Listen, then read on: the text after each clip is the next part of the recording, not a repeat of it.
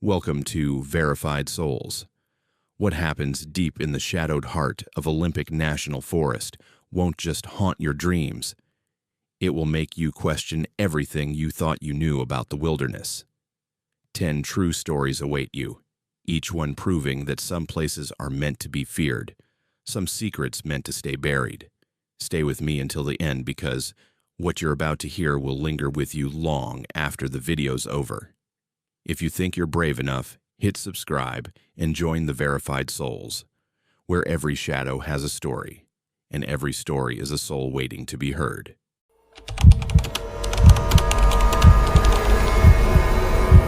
When you spend enough time alone in the Olympic National Forest, you start to realize silence can hold its own secrets. I found this out firsthand, standing beside the glass still surface of Lake Crescent, watching dusk soak the water in bruised shades of blue and purple. The chill in the air wasn't just from the autumn wind. There was a deeper cold there, a kind that seeped under your skin and made every hair stand on end. Locals barely whisper about the Lady of the Lake, and I used to shrug off those stories. After all, every place has its legends. But that October evening, surrounded by giants of moss-draped firs, I felt like I'd stepped into the legend myself. There's something about Lake Crescent that just isn't right. Maybe it's because the water is impossibly clear, revealing stones and strange distortions all the way to the bottom, over 600 feet down. Maybe it's the way sound doesn't seem to travel. You can shout and feel the words fall flat against the fog without an echo. I'd planned to hike the Spruce Railroad Trail until nightfall, just a little adventure before heading to camp. The path wound close to Devil's Punch Bowl, where the trees lean out over the dark water, and even the crunch of my boots seemed to fade the deeper I went into that hollow. I remember passing a family, laughing and splashing, thrilled by the thrill of the place. And then, after they drifted out of earshot, the woods swallowed all traces of humanity. What replaced it was absolute stillness. That's when the air shifted. I had just reached a remote curve, peering over a rocky drop into the lake when I felt a cold wind brush past my cheek. It stopped me dead. I'd been warm a moment before, sweat from the climb settling under my jacket, but suddenly my breath came out in clouds. A crawling sense of being watched crept up my spine. The stories say she appears on nights when the mist rolls in heavy, a woman drowned by cruelty and violence many decades ago. Her body, they told me, was found years later, preserved, changed by the lake itself into something soap-like and rubbery, a haunting science no one could explain. The strangest part. The bruises around her neck were still visible. She'd been strangled, bound, her fate sealed by jealousy and rage. I wanted to move on, convince myself I was spooked by folklore and nothing more. But the path curved close to the water again, and there she was. At first it was only a pale shimmer in the fog, a shape you couldn't quite focus on. White, fluttering just above the water, hair tangled and damp. For a moment, I thought it was a trick of the light on the waves. Then I realized she was looking right at me. Her eyes didn't catch the last of the daylight. They reflected none of it. They were deep, glassy pools of darkness, and staring into them felt like falling through ice. My legs locked. I couldn't move, couldn't call out, as the mist gathered thicker around her shape. The lake rippled softly, distorting her reflection, making it seem like she was both standing and submerged at the same time. I tried to blink, to make the vision disappear, but every time I refocused, she was closer to the rocky shore. I stumbled back, heart slamming against my ribs. The silence shattered. There was a strange sound, a muffled cry, or maybe just the rush of blood in my ears, echoing through the trees. Then something even stranger happened. The temperature plummeted, frost overtaking the stones at my feet, though it couldn't have been colder than 40 degrees. I felt a dampness seep through my boots as though I'd stepped into a shallow pool, though the ground was dry. I spun around. For the first time, I noticed footprints, bare, faint, pressed deep into the moss and dirt, leading from a low spot on the shore directly up to where I stood. But what chilled me most was that there were only 4 prints. 2 steps, each foot, and then nothing. Like someone had simply vanished into thin air, or stepped from one world into the next with no sign of struggle. I backed away, adrenaline flooding every sense. The woods behind me felt denser than before, darker, woven tight with shadows.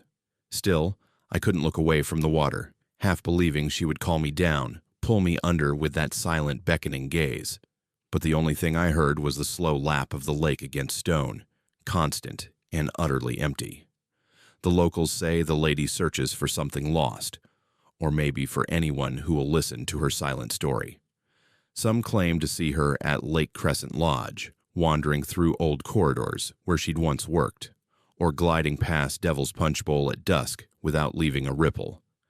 There are stories of guests waking to the sound of weeping, only to find a soaking wet woman standing quietly at their bedside, saying nothing, just watching, with a sorrow that cuts deeper than fear.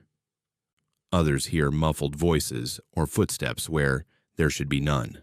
That night, camped just beyond the reach of the mist, I didn't sleep. I lay there with my back pressed to the frozen earth, listening to the lake breathe, thinking about how the water never gives up its dead. Maybe it's true what the native legends say. Souls here are trapped, left to drift in purgatory, unable to cross into whatever peace awaits the lost. Or maybe the lady is a warning. That isolation in these woods isn't just about being alone.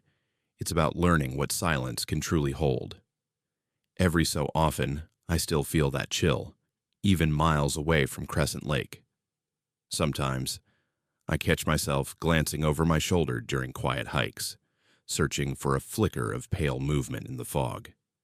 I don't talk about my experience much. People wouldn't believe me anyway. But sometimes, late at night, I wonder how many others have felt those frozen eyes watching from the water's edge, and whether someday one of us won't walk away.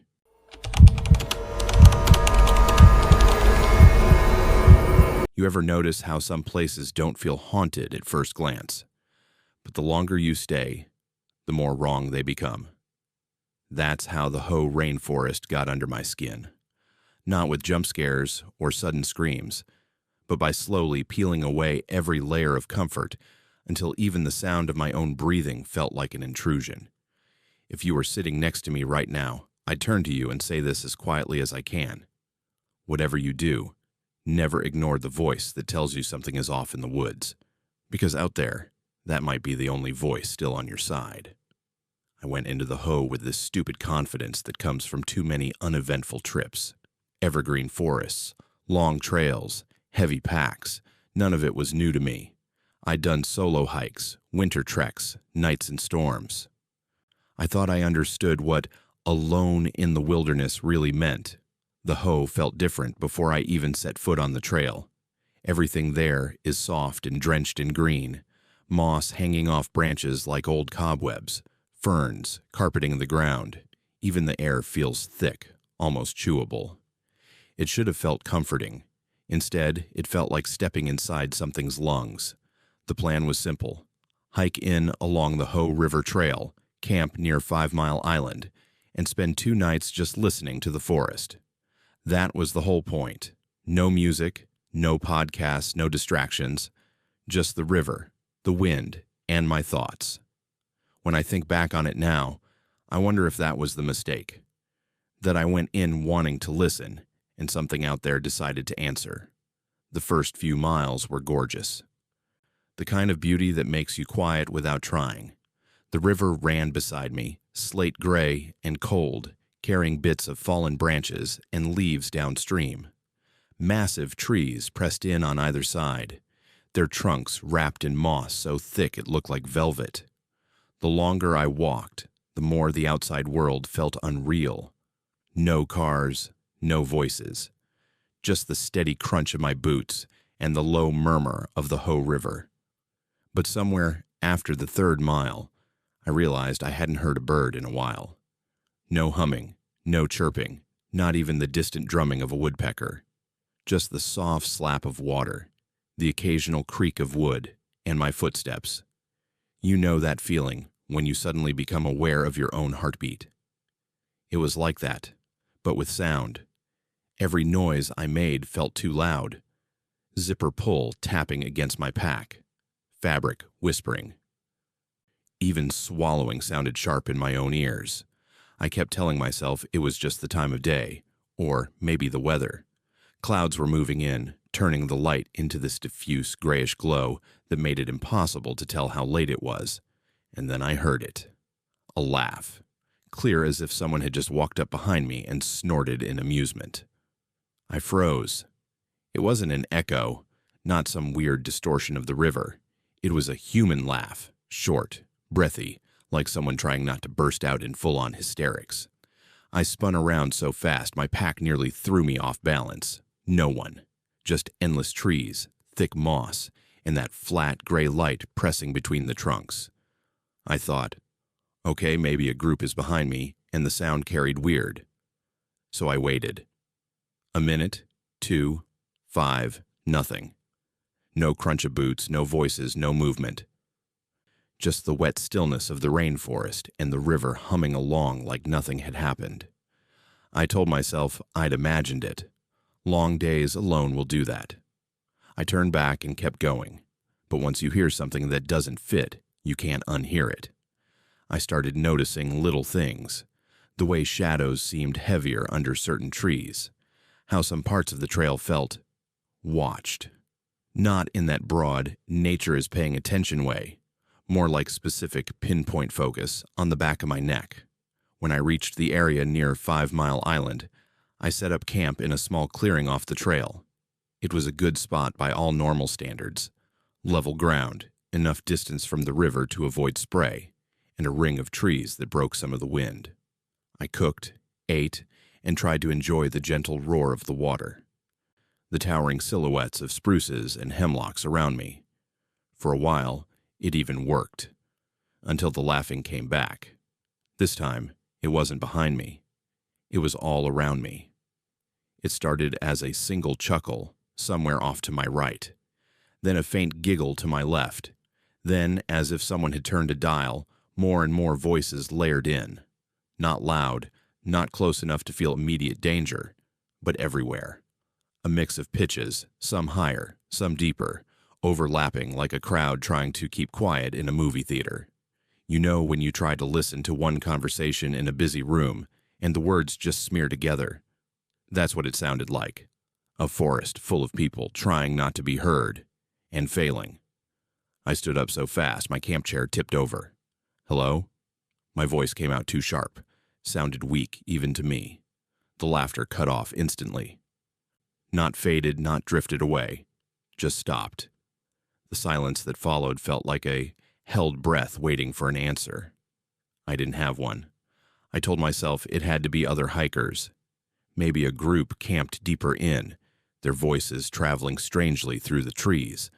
I grabbed my headlamp and swept the beam around the clearing. The light fell on moss, trunks, my tent, my pack. No flash of reflective gear, no glint off a pot or a bottle. Just trees. Thick, ancient, silent trees sagging with moss like funeral veils.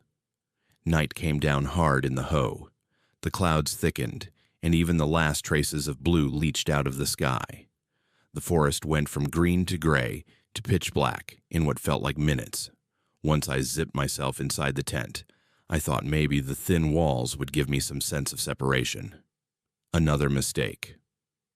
Tents don't separate you from anything out there. They just hide you from seeing what's watching.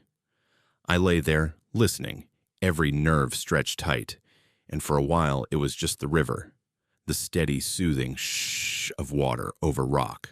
I almost drifted off. Then, just as my breathing slowed, I heard soft crunches in the leaf litter outside. Not animals. I've heard animals before.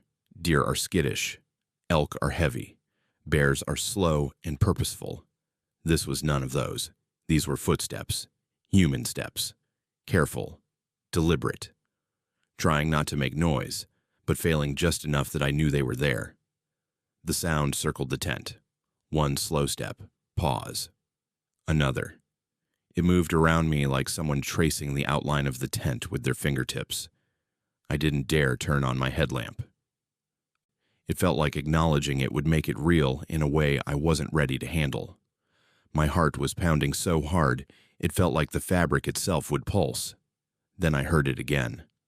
The laugh. Just one quiet, strangled note, like someone standing inches from the nylon, amused but holding back. It didn't come from one direction. It came from all directions at once, as though the tent were sitting in the middle of a circle of unseen people who all thought the same dark joke was hilarious. I couldn't take it. "Who's out there?" My voice cracked. "If this is some kind of joke, it's not funny." Silence. Then, right above my head, as though someone had leaned down against the tent ceiling, a voice whispered something I still can't fully piece together. It wasn't English. It wasn't any language I recognized. It sounded like syllables dragged through water, wet, gurgling, broken. But the intent behind it was unmistakable. It sounded pleased, like it had been waiting for me to speak first. The footsteps started again. This time they moved away. Slowly, deliberately, the crunching faded into the distance. I lay there, entirely still, not sure if it was actually gone or if it was just letting me believe that. Eventually, the exhaustion of being that terrified pulled me down into a shallow, restless sleep filled with strange, green-tinted dreams. I woke to daylight filtering through the tent like weak tea. For a moment, I convinced myself I'd dreamed all of it. Then I unzipped the tent and stepped outside. All around my campsite, the moss and dirt were disturbed. Not torn up, not trampled, just patterned. There were impressions in the ground where feet should have been. Not clear footprints, more like the suggestion of them, as if someone had taken a photo of tracks and smeared it slightly. Dozens of them, circling the tent, coming up to where I'd been sitting the night before, stopping at the spot where my camp chair had tipped over. The worst part wasn't the marks themselves. It was how the forest sounded. In the cold light of morning, the birds still weren't singing. The river sounded more distant than it had the day before, muffled somehow. And there was this faint, almost inaudible murmur behind everything else. If you've ever heard people talking in the next room with the door closed, you know that sound. No words. Just the hum of voices, layered on top of each other.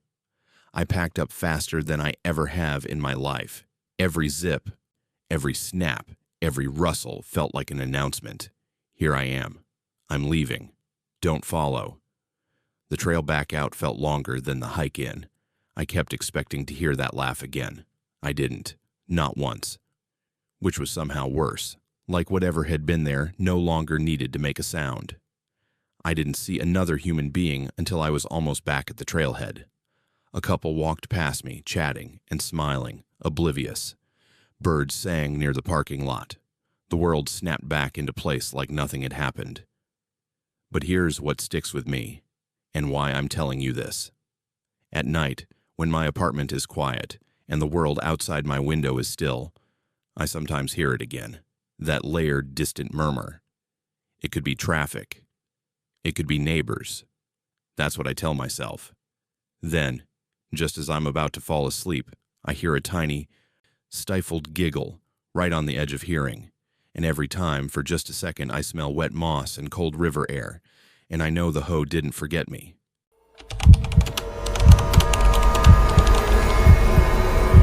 Have you ever felt something watching you so intently that your body figured it out before your mind did?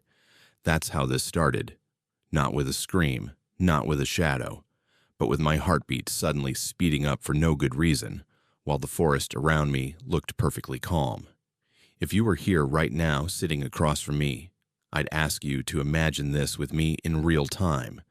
The sound of a distant river, the smell of pine and damp earth, the soft crunch of gravel under boots, and the certainty that something just outside your vision is tracking every step you take, waiting for you to make one wrong move.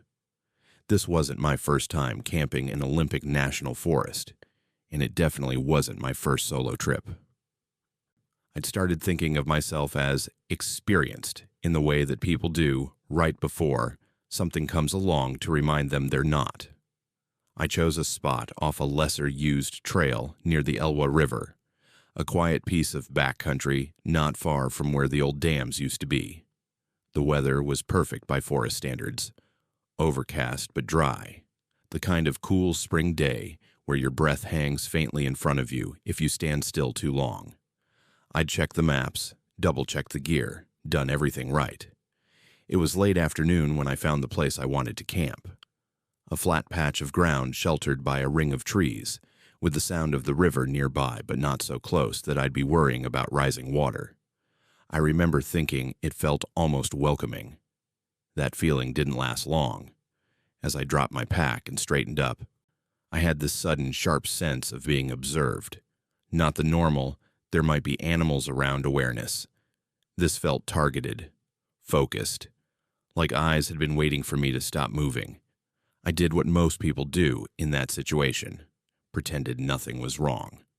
I busied myself with the routine, clearing away sticks, setting up the tent, hanging the food bag. Every sound I made seemed to go further than it should, echoing between the trunks. It took me longer than it should have to realize why that bothered me so much. The forest wasn't making any noise back. No birds, no insects, nothing rustling in the underbrush. Just occasional wind brushing against branches and my own movements. I tried to shake it off. I told myself that maybe it was just that odd quiet you sometimes get before weather shifts. I made dinner, sat on a log, and watched the light fade into a soft, grainy gray. It was around then that I saw the first sign that something was sharing that stretch of woods with me. Tracks. They were right there near the edge of the clearing, just beyond where I'd dropped my pack. Large paw prints, pressed deep into the damp soil, circling a patch of flattened grass. The spacing, the shape. It didn't take a wildlife expert to know what I was looking at. A cougar. A big one. The sight hit me like a bucket of ice water. I'd known, in an abstract way, that cougars roamed these forests, but seeing the evidence inches from my campsite flipped that knowledge into something immediate and primal. I crouched down to get a better look. The prints were fresh, edges crisp, not softened by wind or time. They circled, stopped, turned, and then seemed to vanish into the darker trees beyond. My heart started pounding harder, but I forced myself to breathe slowly, to think. I'd read all the safety guidelines. Don't run, make yourself look big, don't camp where there's sign of fresh kill. I scanned the clearing. No carcasses, no bones, just those big, quiet paw prints, and my tent looking suddenly very, very flimsy. The sun slid lower, shadows stretched out thin and long until they seemed to blur together into one dark mass between the trees. I decided to stay. Maybe that was smart. Maybe it wasn't. I told myself I'd stay alert, keep the fire going, make noise. I moved my flashlight and bear spray where I could grab them without thinking. I even spoke out loud just to break the silence, narrating little tasks to myself. Anything to remind the forest there was a human here who wasn't prey. For a while, nothing happened. The temperature dropped, and the air took on that sharp, cold clarity you only feel far from cities. The sky turned the color of wet ash, and the last of the light drained away. The river's steady rush became louder as everything else went still. I was just starting to convince myself I'd overreacted when the feeling came back, harder this time. That heavy, unwavering stare. You know when someone looks at you from across a room and you just feel it? Multiply that by 100 and layer in the knowledge that whatever is watching you doesn't see you as a person, just a moving shape. I turned my head like I was casually stretching my neck and swept the tree line with my eyes. At first, I didn't see anything. Just the chaotic lattice of trunks and branches and undergrowth. Then my gaze snagged on something that didn't fit. Two faint, almost liquid reflections hovering low to the ground between the trees, just beyond the fire's reach. Eyes, wide set, too low to be human, too steady to be anything but intentional. I kept my breathing even. I didn't stand up, didn't shout. I slowly shifted my body so I was facing that direction more directly, making myself look as big as I could without doing anything sudden. The eyes didn't blink. They just watched. The fire popped. Embers floated up and faded into the darkness. My throat felt dry. I swallowed and raised my voice, forcing an almost normal tone. "I see you." My voice sounded small in the open air, swallowed fast by the trees and the river. The eyes didn't move. For a long moment, everything froze like that. The fire, the trees, the breath caught in my chest. Then, as calmly as if it had never been there, the cougar turned. I caught the long, sleek line of its body as it slipped between the trunks, silent, effortless, a presence that had always belonged there, and always would, long after I was gone. I knew better than to think that was the end of it. That night, inside the tent, the thin nylon walls felt even more ridiculous than they normally do. I lay there, listening to every creak and sigh of the forest, tracing each sound back to its possible source. Wind, river, my own heartbeat. I kept the flashlight in my hand, thumb resting on the switch. I must have dozed at some point because when I snapped awake, I had no idea what time it was, only that something had pulled me out of sleep like a hand on my shoulder. Then I heard it, a soft, deliberate crunch of weight on soil, then another, and another. It was close, right outside the ring of trees.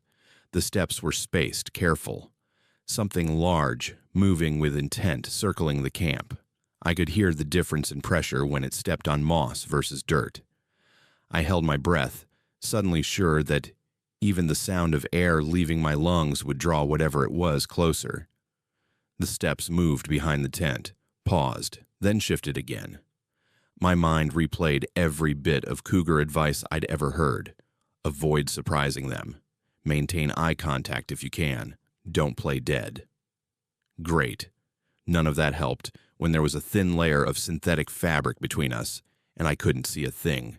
I lay still, heart hammering hard enough to make my sleeping bag vibrate, while the unseen visitor completed another slow circuit around my camp. And then, just when I thought I might be able to convince myself it was the cougar taking one last pass, the forest changed. I didn't hear the animal move away. I didn't hear it run, or leap, or growl. The steps just stopped. The night pressed in, heavy and absolute. The river sounded far off, like I'd moved miles away from it. Even the air inside the tent felt wrong. Thicker, charged, like the air before lightning strikes. The next sound I heard did not belong to any cougar. It was a tap, a faint, deliberate tap on the fabric of the tent, right above my head. I froze. A second tap came, slightly louder, like someone testing the material with a fingertip. Then another, lower down near my shoulder. The pattern wasn't random. It moved slowly, tracing the outline of my body through the fabric. Tap near my feet, tap near my hip, tap along my spine. If you'd been there with me, you'd have felt the way the temperature seemed to drop with each touch, like something was leaching the warmth straight out through the nylon. I forced myself to move my hand, inch by inch, until I could flick on the flashlight. The beam illuminated the sagging ceiling of the tent, dull and off-white, trembling slightly with each tap. No shadow. No shifting silhouette. Nothing. Just the feel of contact from the outside and the unnatural stillness of everything else. I wanted to call out, to shout that whoever or whatever was there needed to stop, but my throat wouldn't cooperate. It felt like someone had clamped a cold hand around it. Then, as suddenly as it started, the tapping stopped. The forest didn't rush back to normal all at once.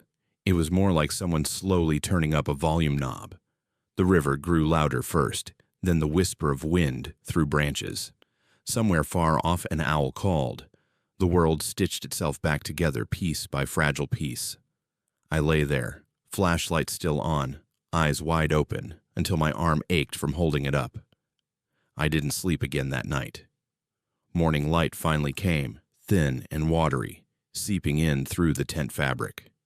When I unzipped the door and stepped out, the air felt almost too bright. the forest almost too ordinary. For a moment, I wondered if I'd lost it, if I'd stressed myself into hearing things that weren't there. Then I saw the ground. The cougar tracks were there again, fresh ones, overlapping the old, circling my camp in a loose, hesitant pattern. They approached the tent, stopped a few feet away, then veered off sharply toward the trees. And beside them, this is the part that still makes my skin crawl, were other impressions. Not paw prints, not boot prints. They were elongated, narrow marks pressed into the soil as if something with long, bare feet had walked there. But the toes were wrong. Too long, too deeply defined at the tips. And unlike the cougar tracks, which faded into the brush, these just stopped. One step, another, a third, and then nothing. No sign of turning around. No sign of a leap. Just 3 impossible footprints headed directly toward my tent and ending mid-stride. I packed up without eating, without thinking. Every zip of a bag, every snap of a buckle felt loud enough to travel for miles. The forest watched, quiet and unreadable. As I hiked out, I kept catching glimpses of movement in my peripheral vision, a flash of tawny fur here, a darker shape between trees there. But every time I turned my head, there was nothing. No cougar, no figure, just the vast ancient stillness of the Olympic woods. People love to say that cougars are more afraid of us than we are of them. Maybe that's true. That night, I believe it was. Because whatever walked up to my tent and traced the outline of my body from the outside, whatever made the cougar circle and then bolt away, that wasn't afraid of anything. And on certain nights, when the world goes quiet and the shadows stretch just right, I get that same prickling feeling at the back of my neck, like something patient and hungry remembers exactly how I looked lying there in the dark.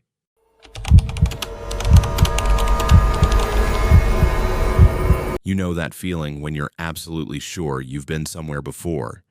Same trees, same turn in the trail, same rock on the side of the path, but your brain insists this is the first time. Hold on to that feeling for a second. Imagine walking in a place so quiet, so swallowed by fog that every step feels like a rerun. If you were sitting right here with me, I'd lean in and tell you this. There is a part of Olympic where the forest doesn't just surround you. It rearranges itself around you, like it's trying to keep you from ever leaving. This started on what was supposed to be a simple day hike along an old rail trail along the north shore of Lake Crescent. One of those safe routes people suggest when they hear you're heading into Olympic alone. The kind of trail that makes guidebooks and family itineraries. Wide path, gentle incline, glimpses of the water through the trees. On paper, it was nothing. In person, it felt staged, too still, too curated, like a scene prepared just for me, and only me. The day started normal enough. I remember the lake looking almost metallic under a low sky. That strange blue-green color Lake Crescent is known for, clear enough that you can see unnervingly deep into it. The air was cool, damp on the skin, the kind that clings to your hair and clothes. I followed the path as it hugged the shoreline, weaving past remnants of old tunnels, wooden railings, and steep drop-offs. Every now and then, I'd stop and listen, water sloshing against rock, a crow far off, my own breath, nothing out of place. It didn't get strange until the fog rolled in. It wasn't dramatic. 1 minute, I could see the far tree line across the water. The next minute, it was gone, erased behind a dull white curtain. The horizon disappeared. The lake, the sky, the air, all of it blended into one blurred plane. I kept going, thinking it would lift as I moved, that I'd pass through it like walking through smoke. But it stayed. Thick. Heavy. The kind of fog that makes sound feel muffled and close, like you're indoors. That was when I passed the stump. It wasn't special, at least not at first glance. Just an old waist-high stump off the right side of the trail, moss clinging to its top and sides, a jagged crack down the middle that looked like a split smile. I noticed it because someone had left a bottle cap on top pressed into the moss. Little details like that stick out in the quiet. I walked on, shaking off this little prickle of unease building in my chest. The path curved gently to the left, as it had been for a while, hugging the slope. I walked maybe 10 minutes, maybe 15. It's hard to say for sure because the fog swallowed any sense of distance. The lake murmured to my right, unseen but present. The trail felt the same under my boots, same gravel, same soft edges of mud where runoff had blurred the path. I remember thinking it was oddly monotonous, like a loop in a song repeating too long. Then I saw the stump again. Same height, same moss, same cracked smile, same bottle cap, rusted and shining faintly with damp. I stopped dead. For a moment, my brain tried to rewrite it. Maybe there are lots of stumps that look like that. Maybe someone else did the bottle cap thing. But I knew. You know when something is wrong, even when the reasonable answers keep lining up in your head. It was the same stump. I'd walked away from it, followed the path in one direction, and found myself back at the exact same spot without ever turning around. I stood there, listening. The fog pressed close, muting the distant lap of the lake. The forest beyond the trail fell away into white nothingness. The air smelled like wet timber and iron. I turned slowly, looking for any landmark that might explain it. A split in the trail I'd missed, some weird switchback, a steep drop I might have subconsciously circled. Nothing. Just the trail I'd come from behind me, and the trail I'd been walking ahead of me, and the stump sitting like a marker between the two, as if it was waiting for me. I decided to test it. I picked up the bottle cap, turned it in my fingers until my skin felt the rough, rusty edges, then set it back down upside down, pressing it deep into the moss. A tiny, insignificant change. I kept my eyes on it for a few seconds, committing every detail to memory. The angle, the way it sat in a little depression, the pattern of the moss around it. Then I kept walking. This time I made a point of counting my steps. 1 to 50, 50 to 100. At 100, my lungs were working a little harder. The fog felt thicker, beating on my eyelashes, dampening my clothes. I ran my hand along the wooden railing where the trail narrowed, rough splinters catching my palm. My foot slipped once on a wet patch of stone, hard enough to make my ankle ache when I caught myself. That pain grounded me, proved I was moving, that time was passing. At 200 steps, I stopped and listened again. Still that same strange hush. My heart beat faster, not from the mild exertion, but from the growing, creeping realization that the forest was wrapping me in on itself. I swallowed, refused to look behind me, and kept moving forward. The stump was waiting. I knew it before I saw it. There was this cold, sinking feeling that hit first, like my body braced for a punch it couldn't see. Then, through the fog, the shape emerged on the side of the trail. Familiar. Impossibly familiar. Same height. Same crack. Same patch of darker moss on one side. And the bottle cap, still upside down, pressed exactly where I'd left it. This is the part where, if you were beside me right then, you would have heard the way my breathing changed. Not heavy. Not panicked. Just sharper. Shallower. The sound of someone trying very hard not to lose it. I walked up to the stump and laughed under my breath. One short, humorless sound. "No way," I whispered. My voice sounded wrong, too loud in the silence, like it didn't belong there. I reached out and ran my hand over the bottle cap. The metal was damp and cold. My own fingerprints, smeared in the moisture, dragged across it. I looked up and down the trail again, willing some logical explanation to reveal itself. There was none. Fog. Trees. The invisible lake murmuring beyond the white veil.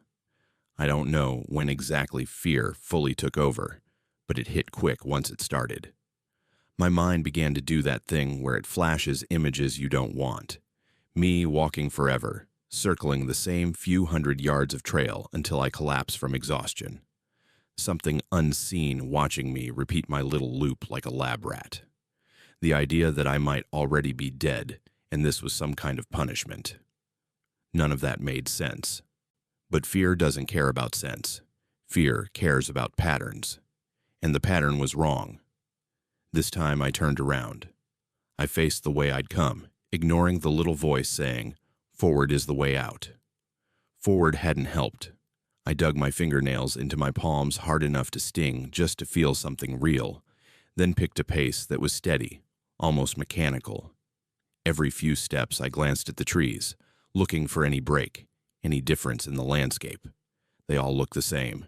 Gray trunks, drooping moss, damp ground, ghostly silhouettes receding into nowhere.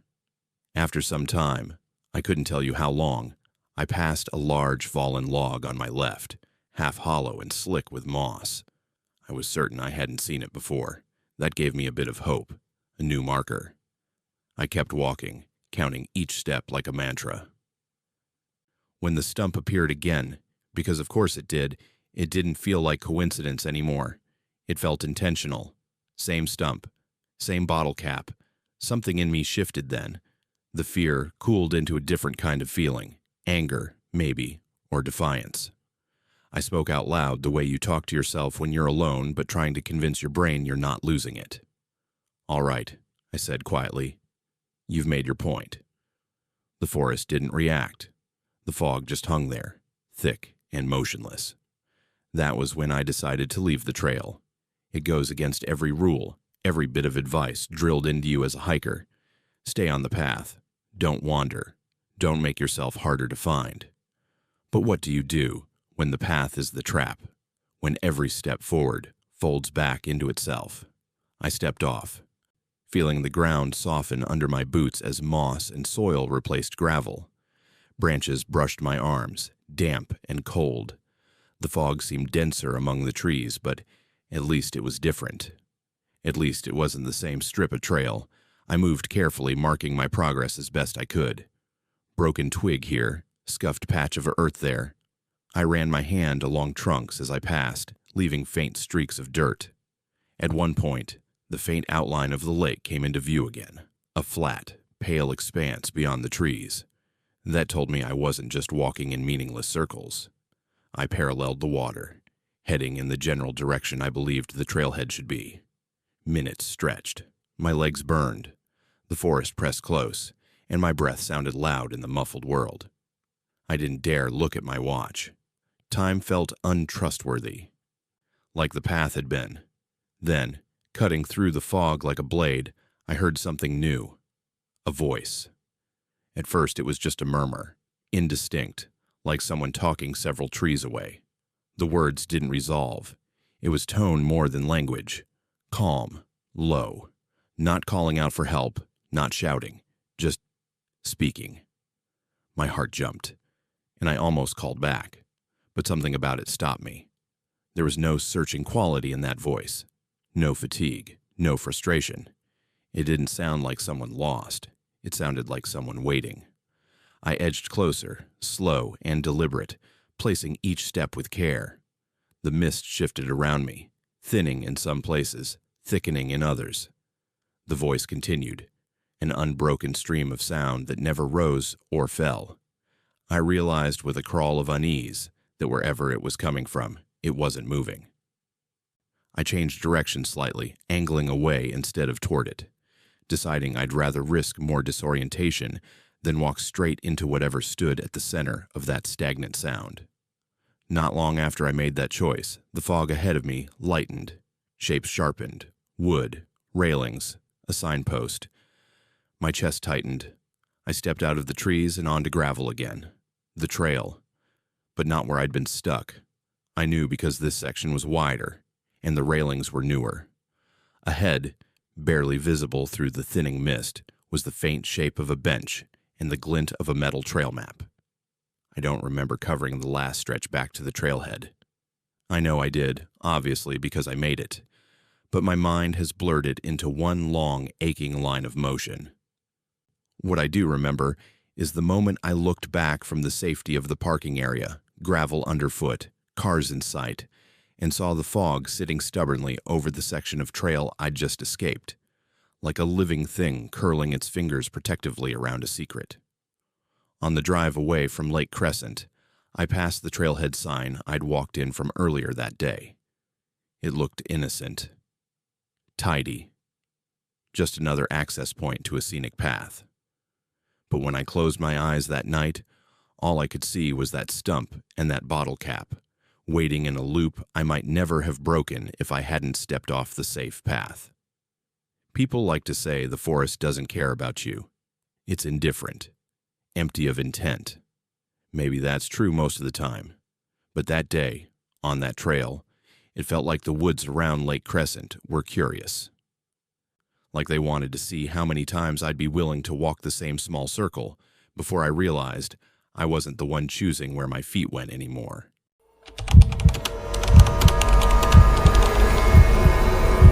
You know how people talk about signs in nature? Like if you pay attention, the land will warn you before something bad happens. I used to roll my eyes at that. Now, every time I hear elk bugling in the distance, I get this cold feeling in my stomach. Because out in Olympic, I watch those animals react to something I couldn't see. And when you see a 1,000-pound animal look terrified of the dark, it changes what you believe lives out there.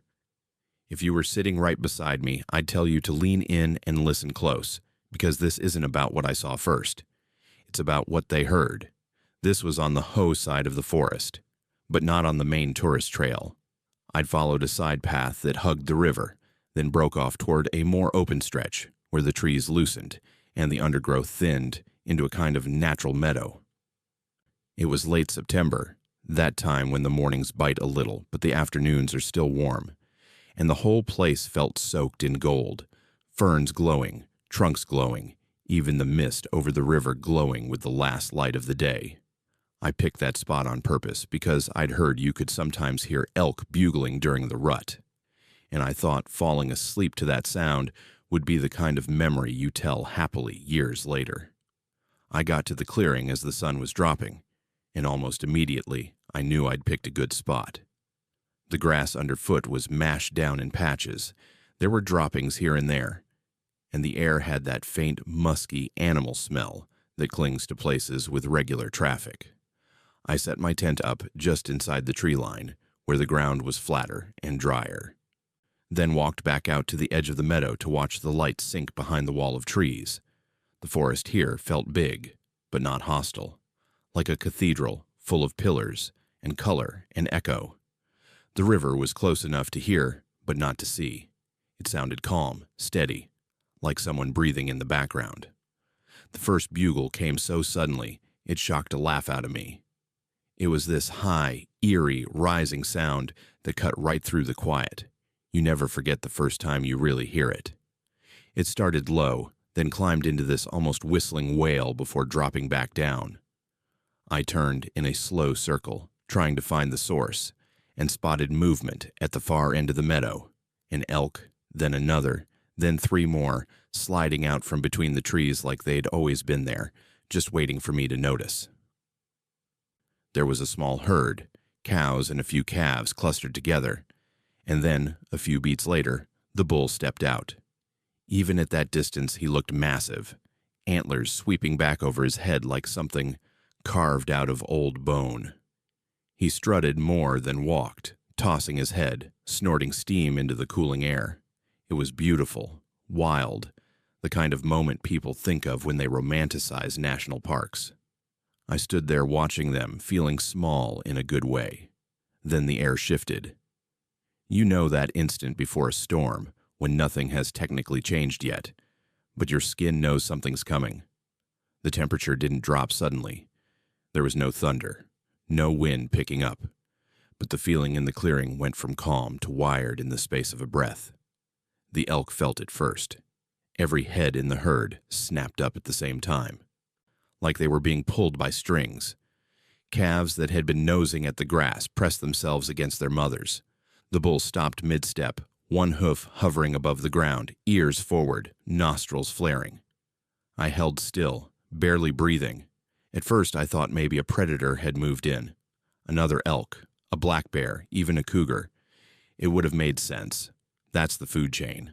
But what I saw on those animals' faces wasn't alert curiosity or territorial challenge. It was fear. Raw, bristling, muscles-tensed fear. The bull bugled again, but this time it wasn't the confident display from before. The sound was harsher, cut off halfway, like his voice broke. He swung his head toward the tree line opposite me, toward a darker stretch where the forest thickened, and stamped the ground hard enough that I felt a faint tremor under my boots. The rest of the herd bunched tighter, bodies overlapping, every eye focused on that same patch of shadow between the trees. I followed their gaze, squinting into the gloom. Nothing, just trunks, moss, and the start of the undergrowth. No movement, no glint of fur or eyeshine. But the longer I stared, the more wrong that patch of forest looked. Not because of what I could see, but because of what I couldn't. The light didn't seem to penetrate as far there. The lines of the trees blurred together, too dense, like someone had smudged that part of the world with a dirty thumb. The wind shifted just slightly, brushing across my face, carrying the smell from that direction. I don't know how to fully describe it. It wasn't rot, not quite. Not a dead animal stink. It was stale. Old wood and wet stone and something metallic. Like blood that's been dry for years, but still remembers what it was. I watched the bull's muscles ripple under his coat as he took a few steps toward that shadowed line, putting himself between it and the rest of the herd. The forest went so quiet that even the river seemed to hold its breath. Then the sound came. It started so low I thought it was my imagination. A distant, stretched-out moan, like someone dragging something heavy over rock. It rose slowly, too slowly, turning into a noise that didn't fit in any animal category I knew. There was no rhythm to it, no pattern, just this unbroken vibrating wail that somehow managed to sound both far away and right next to my ear at the same time. It crawled under my skin in a way nothing ever had. The elk lost it. The whole herd jolted like they'd been shocked. Calves stumbled. One of the cows bolted a few steps before jerking back as if tethered to the group by invisible rope. The bull threw his head back and bugled again, louder than before, but his call sounded thin against that other noise. He pawed at the ground, swung his antlers toward the tree line, and for a split second I thought he was going to charge into those shadows after whatever was making that sound. Instead, he turned his head sharply in my direction, not seeing me specifically, I don't think, just registering that there was something else on this side of the clearing. And that was the first moment I realized just how exposed I was. I was standing there on two legs, alone, with my little pile of gear and a nylon tent, while an entire herd of animals built for this place were acting like the world was ending. The wail shifted. It dropped suddenly in pitch, turning into this deep, almost gurgling growl that seemed to churn in my chest cavity. I felt my knees wobble, something deep and instinctual screaming inside me. Leave. Leave now. My fingers had gone numb without me noticing. The air felt thicker, syrupy in my lungs, like breathing through wet cloth. The bull made the choice for all of us. He snorted, loud and sharp, and the sound cut across the clearing like a gunshot. Spinning on his hooves, he drove himself back toward the herd, nudging and shouldering them away from the tree line.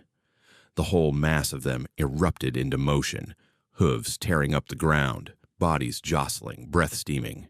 They didn't move in a straight line so much as a controlled stampede, angling away from that one patch of shadow like it was a fire line. They ran directly across the meadow, past where I stood half hidden at the edge. For one suspended, unreal moment, I was in the middle of it. Thunder of hooves, hot animal smell, flashes of eyes wide and rolling white with fear. The bull's flank passed so close I could have reached out and touched the coarse hair. He didn't even look at me. To him, I was just another part of the danger zone to get his herd away from. The sound from the trees cut off, not faded, stopped, like someone hit pause. The last of the elk vanished into the trees behind me, crashing through underbrush, snapping branches. Then their noise diminished into scattered cracks and finally slipped away entirely. But the feeling remained, thick and beating against my skin, that whatever had terrified them hadn't gone anywhere. For a few heartbeats, there was nothing. Just that frayed silence, the faint rush of blood in my ears. Then, faintly, from deep inside the tree line where the herd had refused to look, came a new noise. It was quiet. Too quiet. A slow, wet, dragging sound, like something pulling itself along the ground with effort. A pause. Then another drag. Not steady, not smooth. It sounded wrong, like weight being moved in a way bodies aren't meant to move. Every drag was followed by a subtle, soft clack, like bone tapping stone. I couldn't see anything, and somehow that was worse than if a bear or cougar had just burst out snarling. My brain was desperate to identify the sound, to slot it into something familiar, and when it couldn't, that's when the fear sharpened into something closer to panic. I took a step backward and felt the bark of a tree press into my shoulders, like the forest itself was holding me there. The dragging came closer. I told myself it could be a fallen branch sliding downhill, dislodged by the elk. It could be a rock slide somewhere further off that just sounded nearer in the fog. It could be anything. But then, layered underneath it, I heard something that made my blood run cold. A faint, strained breathing. Not the sharp huffing of a wounded animal or the snuffling of a curious one. This sounded deliberate, measured, like someone trying not to be heard even as they gasped. Every instinct I had told me not to wait and find out. I moved as quietly as I could back toward my tent, every footstep carefully placed, expecting at any second to hear the dragging quicken, to feel something lunge out of the shadows behind me.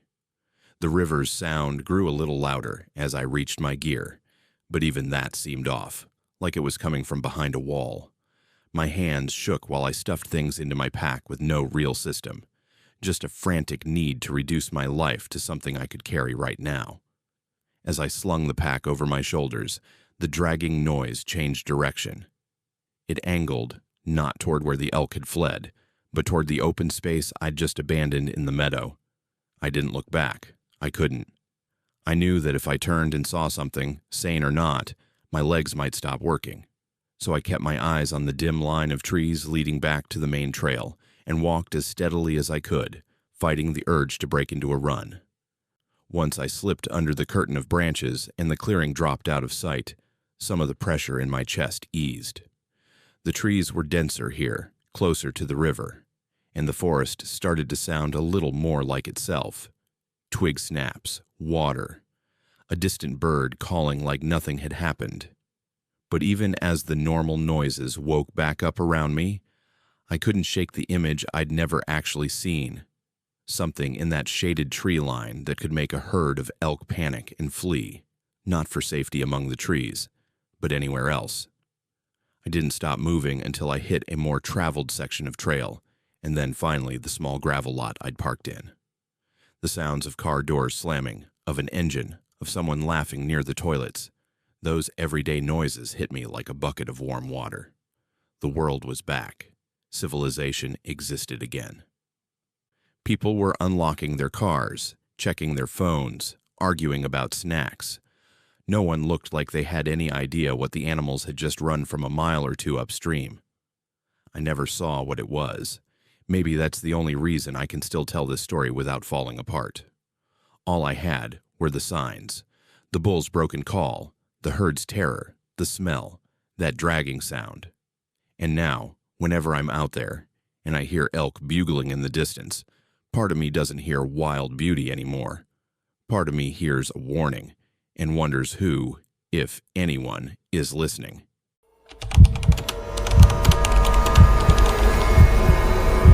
Let me ask you something straight.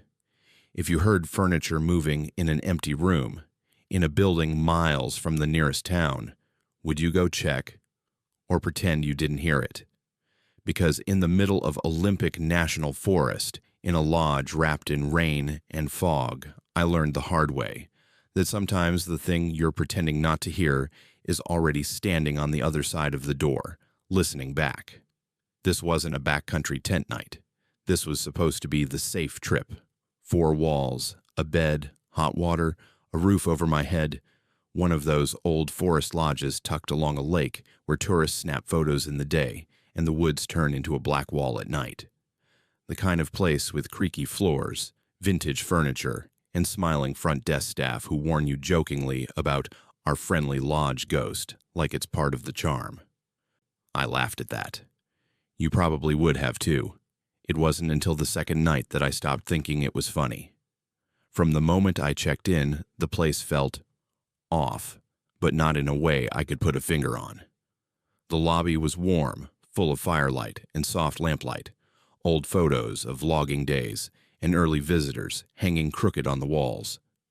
The staff were friendly, the sort of people who call you Han without thinking. But every time the front door opened and that wet forest air drifted in, it felt like something outside was pressing its nose against the glass, peering in. My room was on the second floor, at the end of a narrow hallway. The kind where the carpet has been worn down in the center by decades of footsteps, and every door has a slightly different color from being repainted over the years. When I opened my door for the first time, the smell hit me first. Old wood, faint cleaner, and something floral underneath, like someone had sprayed perfume in there weeks ago, and it never quite left. The room itself looked normal. Bed, chair, small table, a window that stared straight into a wall of trees, and just beyond them, the suggestion of dark water. I spent that first day doing normal forest things, short hikes, photos of ferns and giant trees, the usual. Nothing strange. By the time I came back, the lobby had emptied out. Rain hammered the windows. The forest outside had turned into a mass of shifting black, and the lake was just a darker band in the distance. I went up to my room, closed the door behind me, and for a while everything was so ordinary I almost forgot that weird, tight feeling in my chest. It started small. A glass. I'd left an empty water glass on the little table by the window while I went to take a shower. The old plumbing rattled and clanked, but the hot water felt amazing after the damp chill of the day. I stayed under the spray longer than I should have, letting the sound of the water drown everything else out. When I finally shut it off, the quiet that followed felt almost too sharp, like my ears needed to adjust. That was when I heard it. The faint scrape of something hard against wood from the bedroom. Not loud, not violent. Just the sound of a glass bottom being dragged a few inches across a table. I froze, naked, water still dripping off my hair, and just listened. Nothing. No voices. No footsteps. Just way off in the distance the muffled rumble of the lodge settling and the ever-present patter of rain. I told myself it was nothing. Grabbed a towel and stepped out. The glass was no longer where I'd left it. It hadn't tipped over. It wasn't shattered. It had moved from the center of the table to the edge, sitting there, like someone had slid it toward the drop, and then stopped at the last second. I stared at it long enough that the towel started to go cold against my skin. My brain immediately went to the rational boxes. Vibration from the shower. Slight slope in the table. I picked the glass up, put it back in its original spot, and tried to laugh at myself for being jumpy. Then the bedspread changed. I hadn't touched the bed since I'd dropped my bag on it earlier. When I walked over to grab a dry shirt, the comforter was neatly smoothed, except for one long, straight indentation running from the pillow down nearly to the middle. Not like a crumpled sit mark. Not like someone had tossed something onto it. This looked like the impression you'd see if someone had lain down, perfectly straight, and then gotten back up. The pillow was slightly depressed, too, as if a weight had just lifted off it. You know that feeling when your scalp tightens. That electric lifting sensation, like your body realizing something's wrong before your mind. I felt that then. I backed up without meaning to, bumping into the little table. The glass wobbled on the edge and nearly fell. I grabbed it just in time, fingertips tingling, then put it gently on the floor instead, like that would somehow keep it safe from being moved again. I slept badly that night.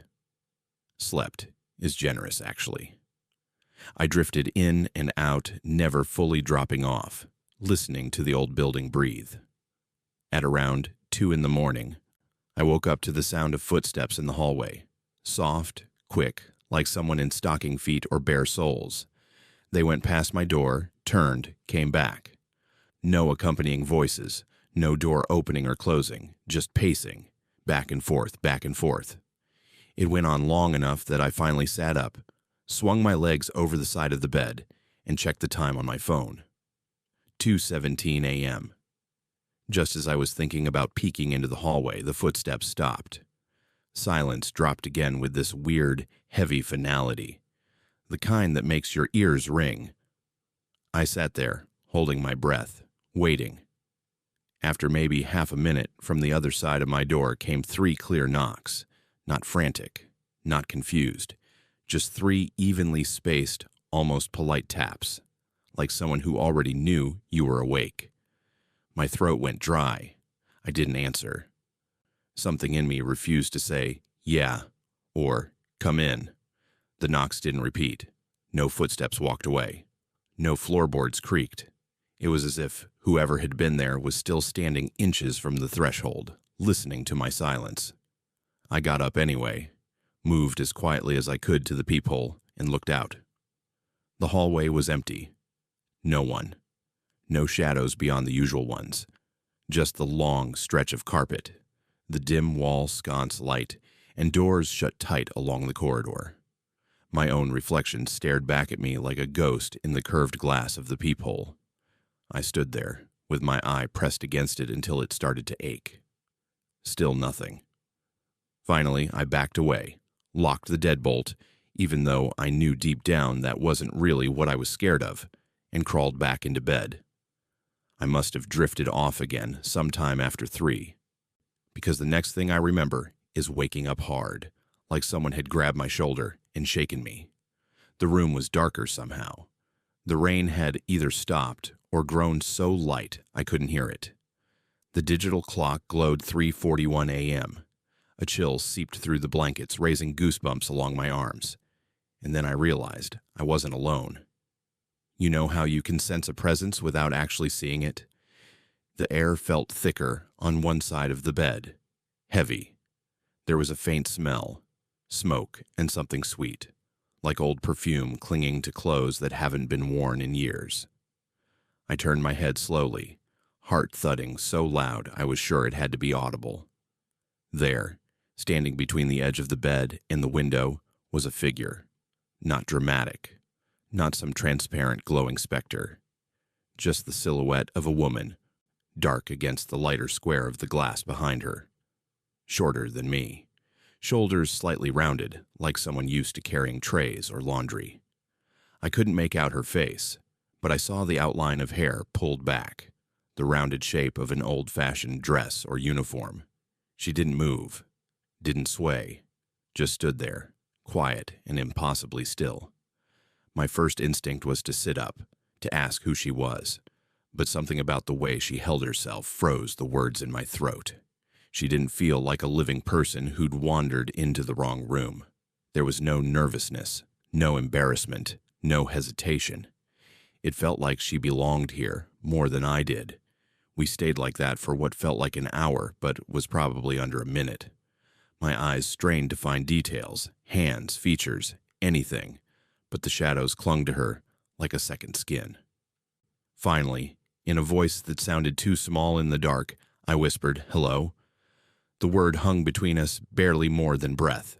She moved then, but not toward me. Not exactly away, either. It was like watching a film reel jump a frame. 1 second she was there, the next she was half turned toward the door, her head cocked, as if listening to something in the hallway. I didn't hear anything. No footsteps. No voices, but her posture changed, going from watchful to alert, protective, almost. Without thinking, I reached out and flicked on the bedside lamp. The bulb flared to life, far too bright after all that darkness. I winced, blinking spots out of my vision, and when my eyes adjusted enough to see clearly again, the space by the window was empty. The room was exactly as it had been when I'd first checked in. Chair, table. Curtains drawn halfway. No figure. No impression in the carpet. The faint smell of perfume and smoke faded as quickly as a dream. Sleep after that was useless. I stayed up until daylight fully pushed into the room, every creak of the building making me jump. When it was finally late enough that the lobby would be open, I went downstairs, half telling myself I was overreacting, and half hoping someone would give me a reason not to go back up alone. The woman at the front desk took one look at my face and gave this little knowing smile that, in any other setting, would have been comforting. "Rough night?" she asked. I hesitated, then said, "I heard someone walking around and knocking, and I thought." I trailed off, feeling ridiculous. "In your hallway?" she prompted.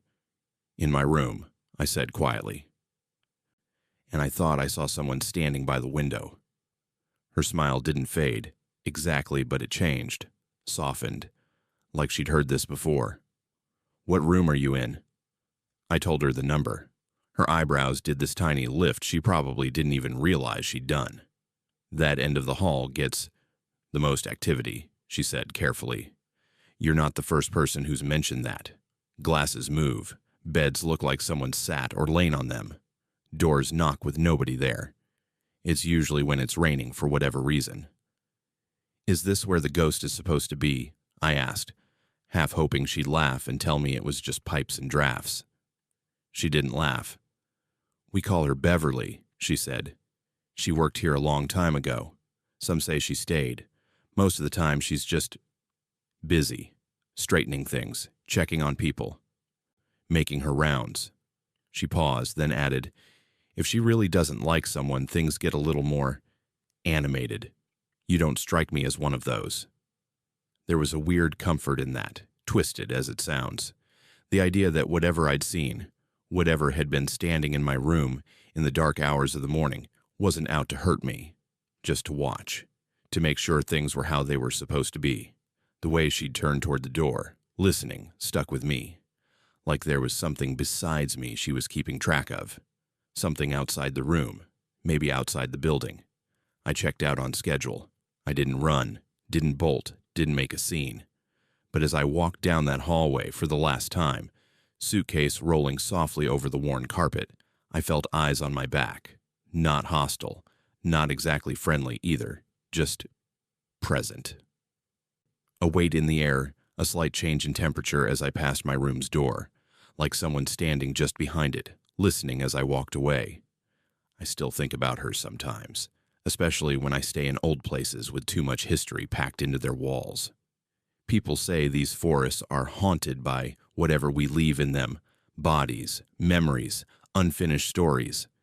Maybe the buildings tucked inside them hold on to their own ghosts too, the ones who never clocked out, the ones still walking their routes long after closing.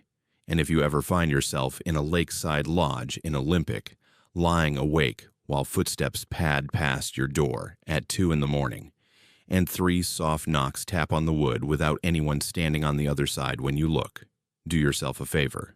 Don't say there's no one there. Just say, "I hear you," and hope that's enough to keep whoever's listening on your side of things.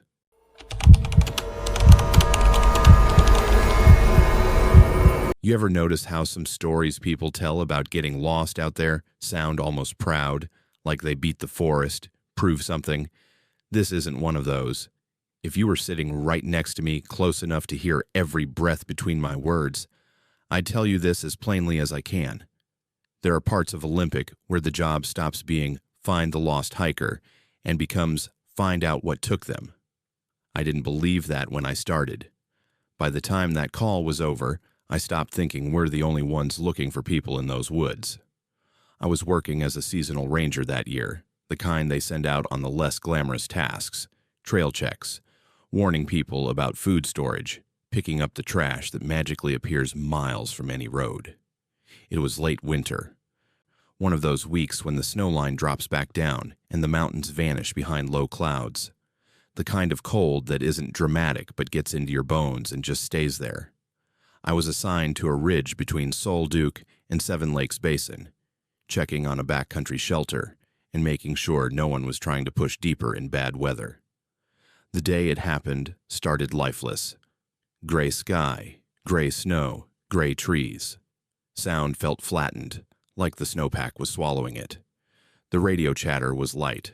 One crew dealing with a minor injury on another trail, another ranger logging in weather updates. Nothing out of the ordinary. Until the call crackled in mid-afternoon. It wasn't even meant for me at first. A different unit picked it up, then patched it through.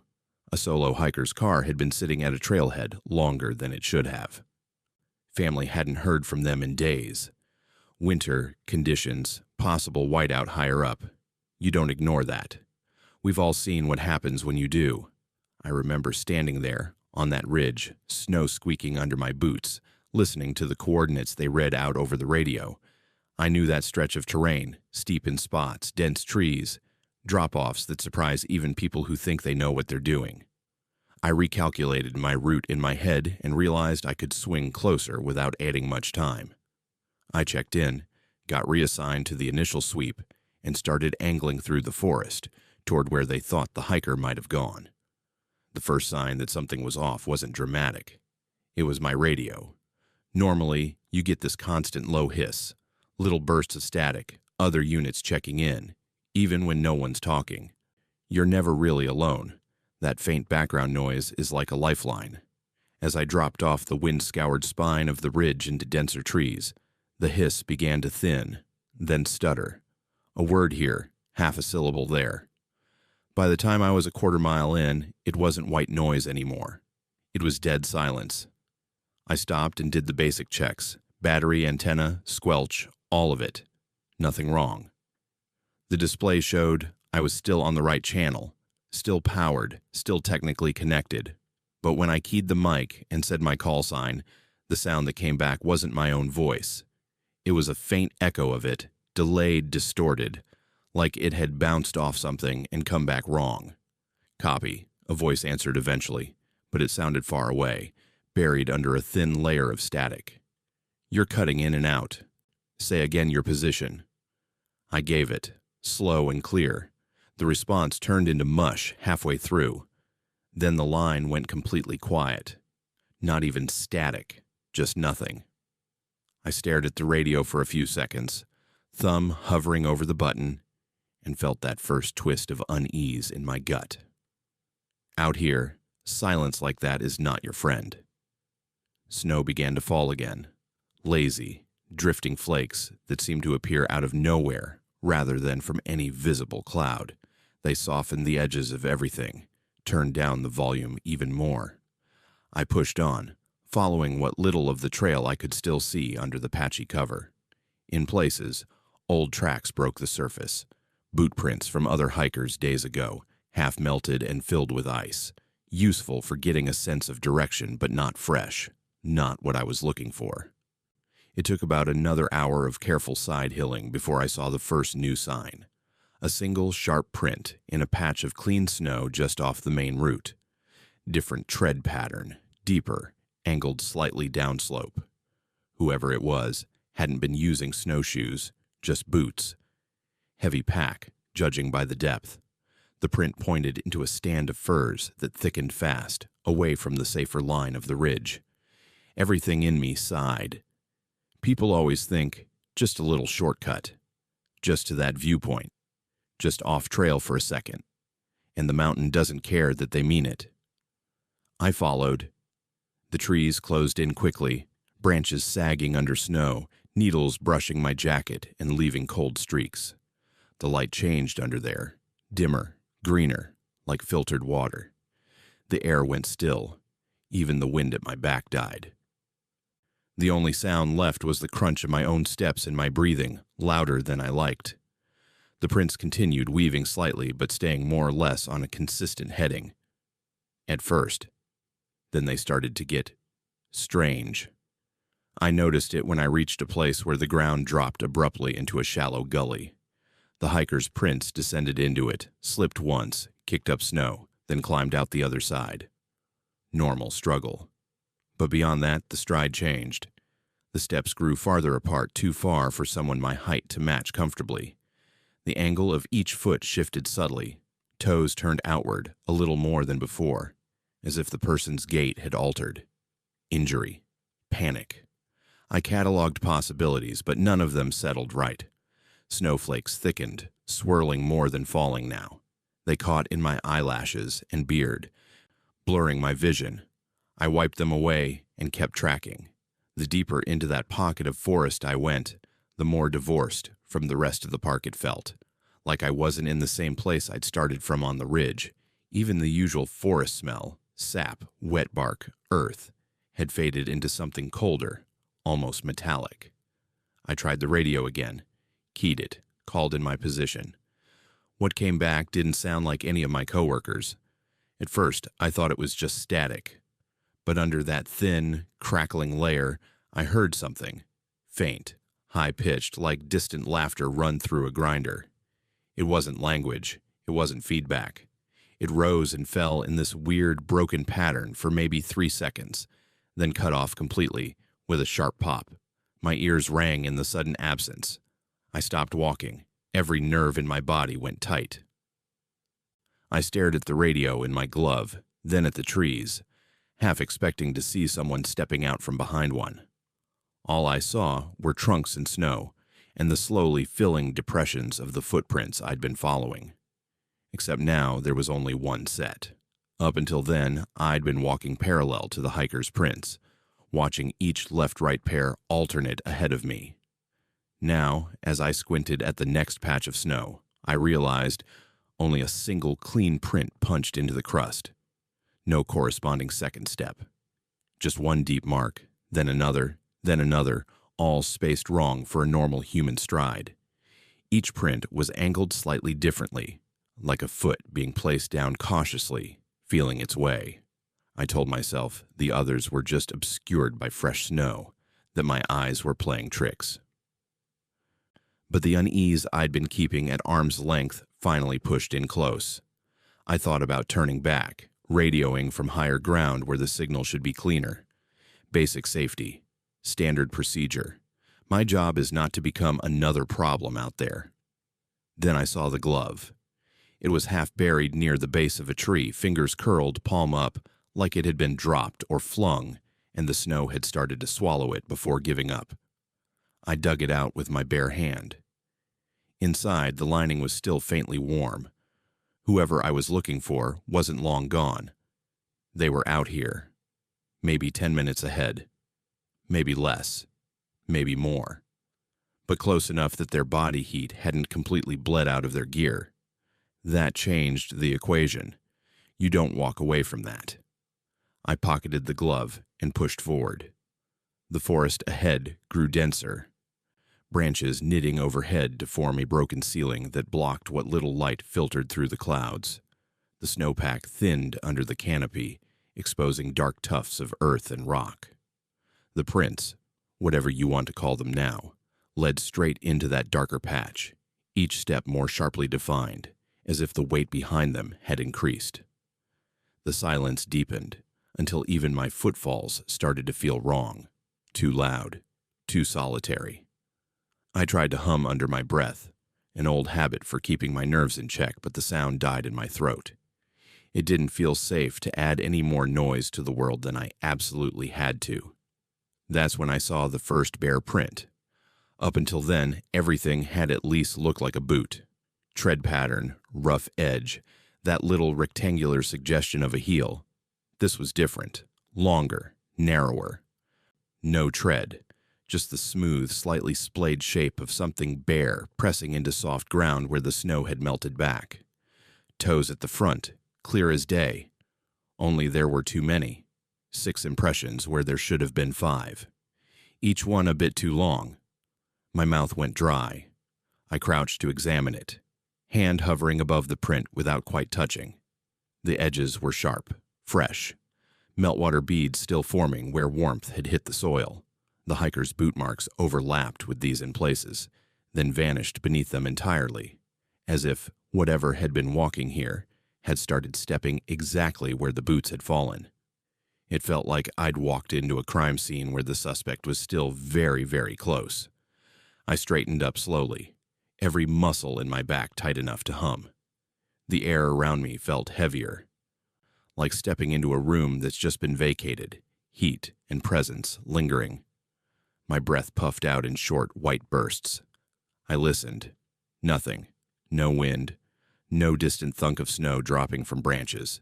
Just my own pulse, thudding in my ears, and a faint, almost inaudible hum, like electronics far away, on the edge of hearing.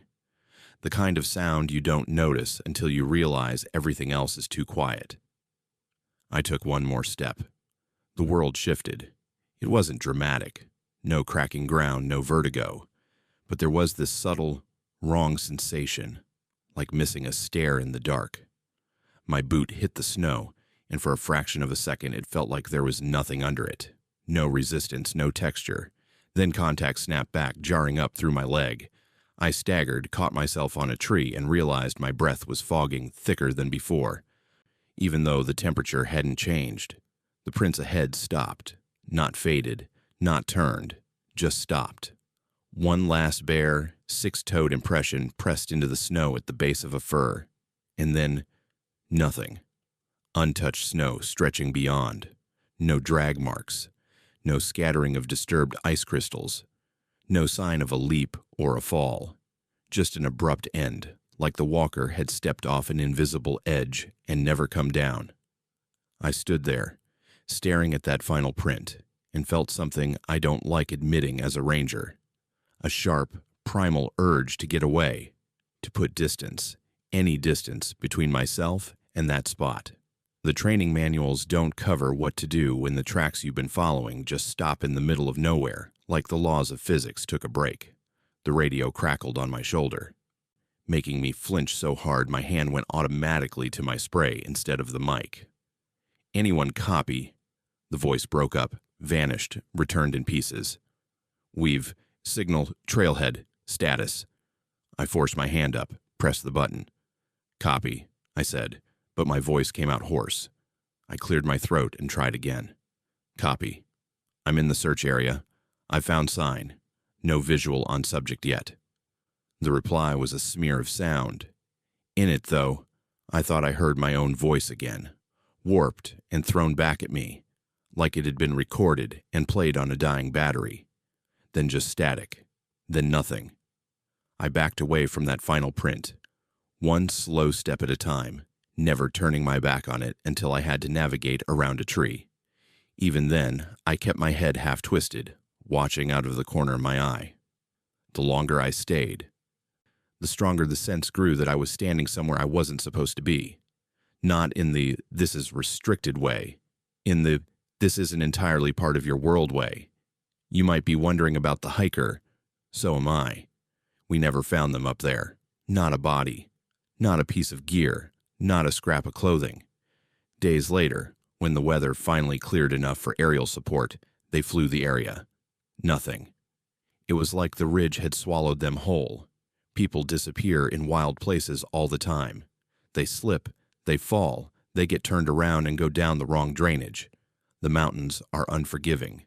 I've seen the ordinary tragic ways that story plays out. This didn't feel like that. This felt curated, controlled, like something had walked them off the map step by step, then stepped out of our reach with them. I didn't tell the whole story in my report. I left out the shape of the prints at the end, smoothed some details to fit the kinds of explanations that sit better on paperwork. Tracks obscured by snowfall. Visibility low. Further search recommended when conditions improve.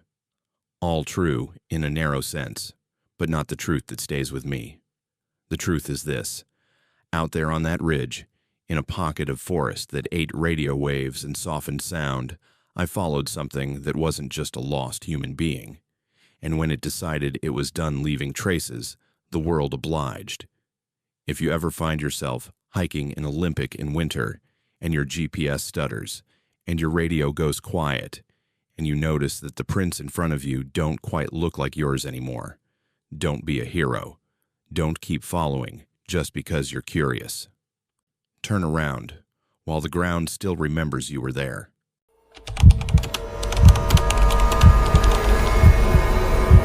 Let me start this one a little differently.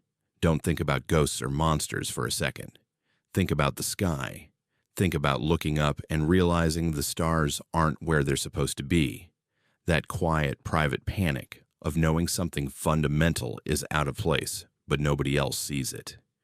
If you were sitting right beside me, close enough to feel my hand tighten on your arm, I tell you this. The night I spent out on Rialto Beach by Hole in the Wall didn't scare me because of what I saw. It scared me because of how the world stopped lining up with itself, piece by piece, while the ocean pretended everything was fine. I went out there as a photographer first, not as a thrill seeker. That stretch of coast is legendary for shots. Sea stacks clawing up out of the water, tide pools full of alien colors, driftwood piled like bones along the sand. The plan was simple. Hike out late afternoon, catch sunset near Hole in the Wall, stay for blue hour, then crash at a backcountry site just up from the beach. A calm, creative night. Head full of compositions, not horror. Even walking out, it felt almost too perfect. The air was cool but not cold. The sky a clear pale blue fading toward orange at the horizon. Every wave rolled in with that deep, satisfying thud that settles into your chest. There were other people on the main stretch of Rialto, families with kids, couples taking selfies, a few serious hikers with trekking poles. But the farther I went, picking my way over slick stones and driftwood, the thinner the crowd got. By the time I rounded the point and Hole in the Wall came into view, it was just me and the ocean. If you haven't seen it, picture a massive arch cut straight through the rock, tall enough to walk under at low tide. From a distance, it looks like a portal to somewhere else entirely. Sea stacks framed perfectly beyond, the sky opening up on the other side. I remember thinking, this is almost cliché, it's so beautiful. I set my pack down above the high tide line and started shooting. For a while, it was exactly what I'd hoped for. The sun slid lower, staining the clouds pink and gold. The arch glowed at the edges, its dark interior contrasting so hard with the bright water beyond that it hardly seemed real. I lost track of time chasing reflections in tide pools, kneeling so close to the water, my knees soaked through. The sound of the surf became this constant heartbeat in the background. The kind of scene that fills your whole head until there's no room for anything else. That might have been the first problem. I didn't notice right away when the light changed from warm to wrong. Sunsets are usually a smooth gradient, color bleeding into color. This one felt like someone flipped a switch.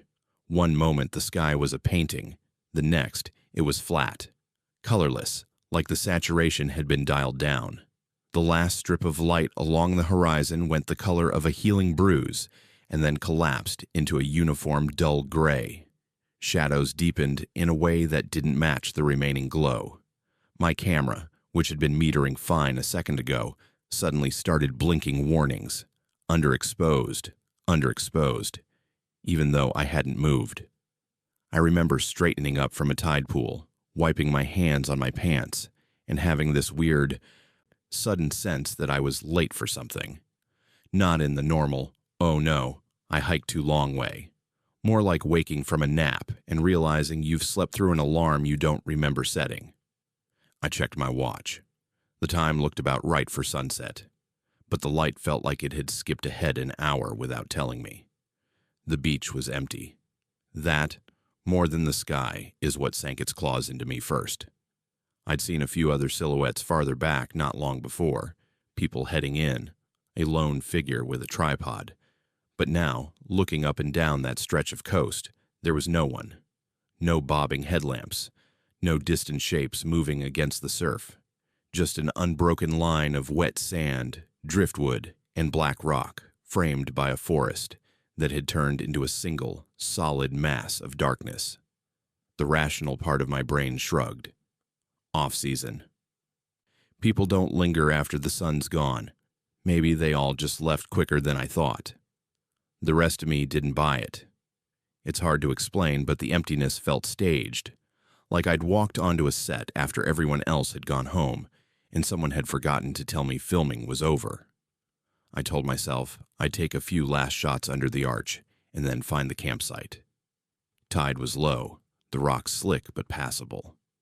The opening of hole in the wall gaped ahead of me, taller now that I was close, its interior darker than it had any right to be with that much sky behind it.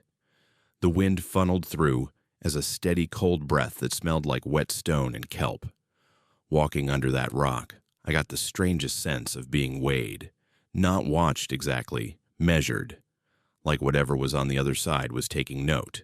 Height, stride, heartbeat. The sound of the ocean dulled as I passed through, replaced by this hollow, muted roar, as if I were underwater, listening to waves break above me. Then I stepped out the other side, and the world missed a beat. Have you ever watched a video glitch? Not freeze, just skip a few frames so a movement jumps instead of flows. That's what it felt like, but with reality. 1 second, I was stepping onto familiar wet sand. The next, I was a half step farther than I should have been, with no sensory memory of that in-between footfall. The air on this side felt thicker, heavier, like the humidity had shot up without warning. I stopped, turned slowly. The beach behind me looked almost the same. Almost. The arch was there, jagged and black against the pale sky, but its edges seemed softer somehow, like someone had smudged them with a thumb. The tide pools around my feet were still, their surfaces a little too perfect, like glass laid over dark stone. The sea stacks farther out stood in the same formation, but one of them, a smaller pillar I'd been using as a compositional anchor in my shots all afternoon, was gone. Just gone. No collapsed rubble, no shorter stump, just open water where it should have been. That kind of detail is the sort of thing you only notice if you've been staring through a lens for hours, memorizing the lines of a landscape without meaning to. I blinked hard, rubbed my eyes, looked again. Still gone. The ocean, indifferent, kept smashing itself against the remaining stacks. My first thought was that the light was playing tricks, washing out shapes. So I did what any photographer would do. I raised the camera. The viewfinder framed a world that didn't quite match the one my naked eyes saw. The exposure was off by more than it should have been, requiring adjustments that made no sense for the ambient light. Colors shifted strangely, blues sliding toward green, shadows with a faint reddish cast. And in the far distance, along the tree line where the beach met the forest, there were faint, pale shapes that looked almost like people walking. Except when I dropped the camera and looked with my own eyes, there was nothing there. That was the moment I realized I needed to get off the beach. I turned back toward the arch, intending to go straight through and retrace my steps. Halfway there, I hesitated. From this side, the interior looked wrong. Not just dark, but layered, like looking down an endless hallway lined with slightly different versions of the same opening, each one a fraction of a shade darker than the last. The wind that had been whipping steadily all afternoon died as I approached, leaving the air flat and stale. I stepped forward anyway. 1 foot, then the other, boots squelching in the wet sand. The rock walls on either side of me felt closer than they had before, leaning in just enough that my shoulders tensed. The sound of the sea narrowed to a tunnel hum, like being inside a shell pressed to your ear. Halfway through, something small but unmistakable happened. The sound of my footsteps stopped matching the feeling. I'd put my foot down, feel it sink slightly into the damp sand, hear nothing. Then, a fraction of a second later, I'd hear a delayed squelch, as if replayed. I froze and shifted my weight slowly from 1 foot to the other. For every tiny movement, the same delay. Move, then sound. Move, then sound. Out of sync by just enough to make my teeth hurt. I don't know how long I stood there, fighting the sense that if I stayed still too long, the echo would stop happening at all. Finally, with more stubbornness than bravery, I pushed through the last few steps and came out on the original side of the arch, except it didn't feel original anymore. The first thing I noticed was the fire. I hadn't built one. No one else had when I'd last looked. Now, a little farther up the beach, beyond where I'd left my pack, A small fire crackled merrily between 3 pieces of driftwood, flames steady despite the damp air. No one sat beside it. No footprints led to it. The sand around it was smooth, undisturbed, like the fire had sprung up on its own. My pack still sat where I'd dropped it, a dark lump against the lighter strip of dry sand. Only the zipper I knew I had closed was now halfway open. I felt very clearly that I was trespassing. Not on the beach, not on park land, but in someone's arrangement. The sky had darkened more than it should have in the few minutes I'd been on the other side. Clouds clotted thickly overhead, erasing what little color had remained. The first stars pricked through, but they were faint, hazy, as if seen through water. I tilted my head back, trying to orient myself, find familiar constellations, something fixed. They weren't where they were supposed to be. Not wildly off, just nudged. Orion's belt was too low. The Big Dipper's handle curved at a slightly wrong angle. Every pattern was almost right. In the way a forgery is almost right if you aren't looking too closely. That late-for-something feeling roared back full force. I forced myself to walk toward my pack, skirting wide around the inexplicable fire. Heat licked my face as I passed, too strong for the size of the flames, smelling faintly of salt and something sweet, almost chemical. I resisted the urge to kick sand over it, half afraid that if I tried, my foot would go straight through the flames like they weren't really there. When I reached my pack, I crouched and checked the open zipper. Inside, my gear was as I'd left it, mostly.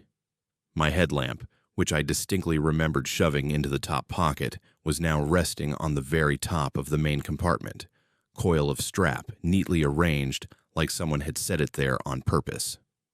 My spare batteries were lined up in a little row instead of jumbled in their pouch.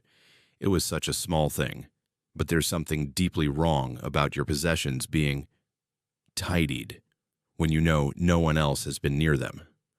I swung the pack on with shaking hands, clipped the straps, and tried not to look at the fire again as I started back up the beach. The ocean to my left sounded just a bit too regular now, each wave arriving at almost exactly the same interval, like a metronome ticking in the dark. The forest to my right loomed as one solid block, no individual trunks distinguishable, just a single silhouette. As I walked, I realized something else was off. My footprints were gone. The tide hadn't reached as high as where I'd been walking earlier.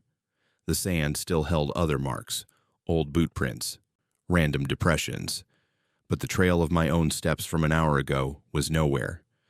It was like I'd never arrived. Every few dozen yards, I glanced back over my shoulder. The fire stayed visible far longer than it should have, its glow not shrinking with distance the way you'd expect. At some point, I realized it wasn't getting dimmer at all. It just stayed, a steady ember in the dark, pinned to one spot in my vision no matter how far I walked. Only when a bend in the beach and a pile of driftwood finally blocked the view did the feeling of its presence recede, like stepping out of direct eye contact. By the time the first sign of the main trail appeared ahead, a break in the logs, a faint suggestion of human order among the chaos, I felt wrung out, tired the way you get after hours of holding tension without realizing it. I climbed over the last slick log, stepped onto the more solid path, and stopped dead. My car was in the lot, headlights off, covered in a thin mist of salt spray. That part made sense. What didn't make sense was the angle of the sun. It wasn't night. The sky above the trees glowed the soft, washed-out blue of late morning, sun already well up, shadows short. I spun in place, disoriented, heart thudding.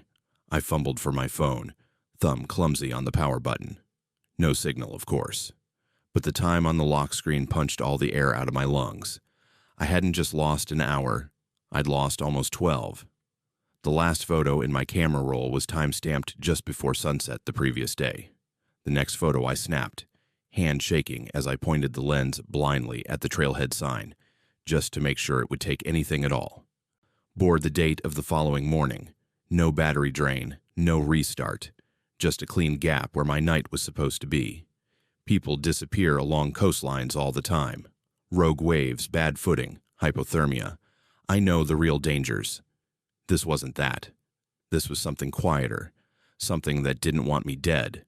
At least not this time.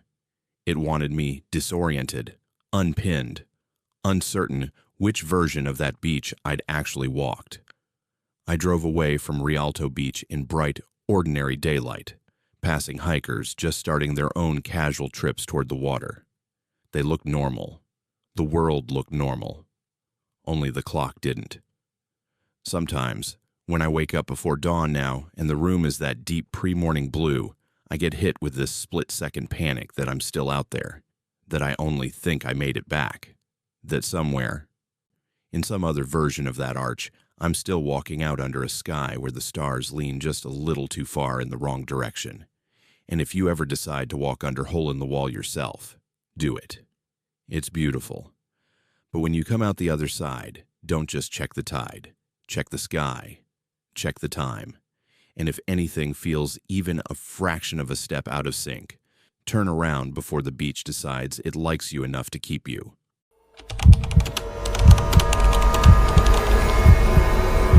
Let me come at you sideways with this one. Forget ghosts and creatures for a second. Imagine sitting somewhere that should feel safe, because there are people all around you. Headlights, laughter, tents, music from somebody's speaker, and slowly realizing that all that human noise is the only thing standing between you and something that doesn't belong in our world at all. If you were right here next to me, I'd look you in the eye before I said this. I have never felt smaller or more disposable than I did that night in the Sol Duc campground, watching something hunt both sides of the law at the same time. It was early summer, one of those rare warm stretches when even Olympic feels almost friendly in the evenings. I'd grabbed a last-minute campsite at Sol Duc, thinking it would be a good base for day hikes and hot springs. You know the kind of night I mean, kids riding scooters between sites, someone grilling way too much meat a few spots over, that faint, sweet smell of weed curling through the trees, the river in the background like low static. It wasn't wilderness. It was a neighborhood with tents instead of houses. The weirdness didn't start with the forest. It started with the sirens. They came up the road just after sunset, red and blue flashing between the trunks long before I saw the actual vehicles. Conversations dipped, then hushed. People stepped out from under awnings, poked their heads out of tent flaps, stood up from picnic tables mid-bite. 2 sheriff's SUVs rolled past the campground entrance, slow and heavy. Lights on, but no sirens wailing now, just that eerie, rotating glow. A Ranger truck followed, then another unmarked rig, dark and nondescript except for the extra antenna. I remember thinking it was probably a drunk driver on the road or some hiker overdue from a day trip. The kind of thing you feel bad about for a minute before going back to your marshmallows.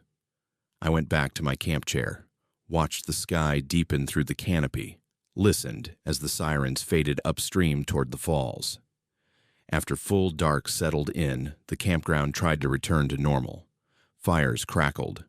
Someone laughed too loudly at a joke. A guitar started up a few sites down, the clumsy strumming of someone who knows 3 chords and milks them for all they're worth. On the surface, nothing had changed, but that easy, unbothered bubble was gone. You could feel it in the way conversations turned quiet and clipped whenever the road came up, and how many people kept glancing toward the entrance like they were expecting someone else to appear. That someone showed up about an hour later. I was sitting in my camp, nursing the last of my coffee, when I heard footsteps on the gravel loop road, fast, uneven, not the lazy shuffle of a camper heading to the bathroom. A figure moved past the gap in the trees. Dark clothes, no headlamp, shoulders hunched. They weren't walking like a hiker. They were walking like a hunted thing. For a second, I thought it was just someone being weird about using a light. Then I saw their hands, both empty. No mug, no toiletries, no phone. They kept their head down, but as they passed under the faint spill of someone else's lantern, I caught a clear look at their face. Streaks of mud or blood, eyes blown wide, jaw clenched so hard the muscles stood out. They kept cutting these quick, jittery looks over their shoulder, like they expected a spotlight to snap on any second. They didn't belong there. You can tell, just from posture. Campgrounds have a certain body language. Loose, distracted, casual. This person moved like every step was a decision, and when they slipped between two occupied sites and vanished into the thin strip of woods that separated us from the river trail, I felt that little electric prickle run up my spine. A few minutes later, the cops came back. No sirens this time. Just engines and tires on gravel, doors slamming, the snap of radios. Voices. Not shouting, but sharp, focused. Word filtered through faster than any official announcement.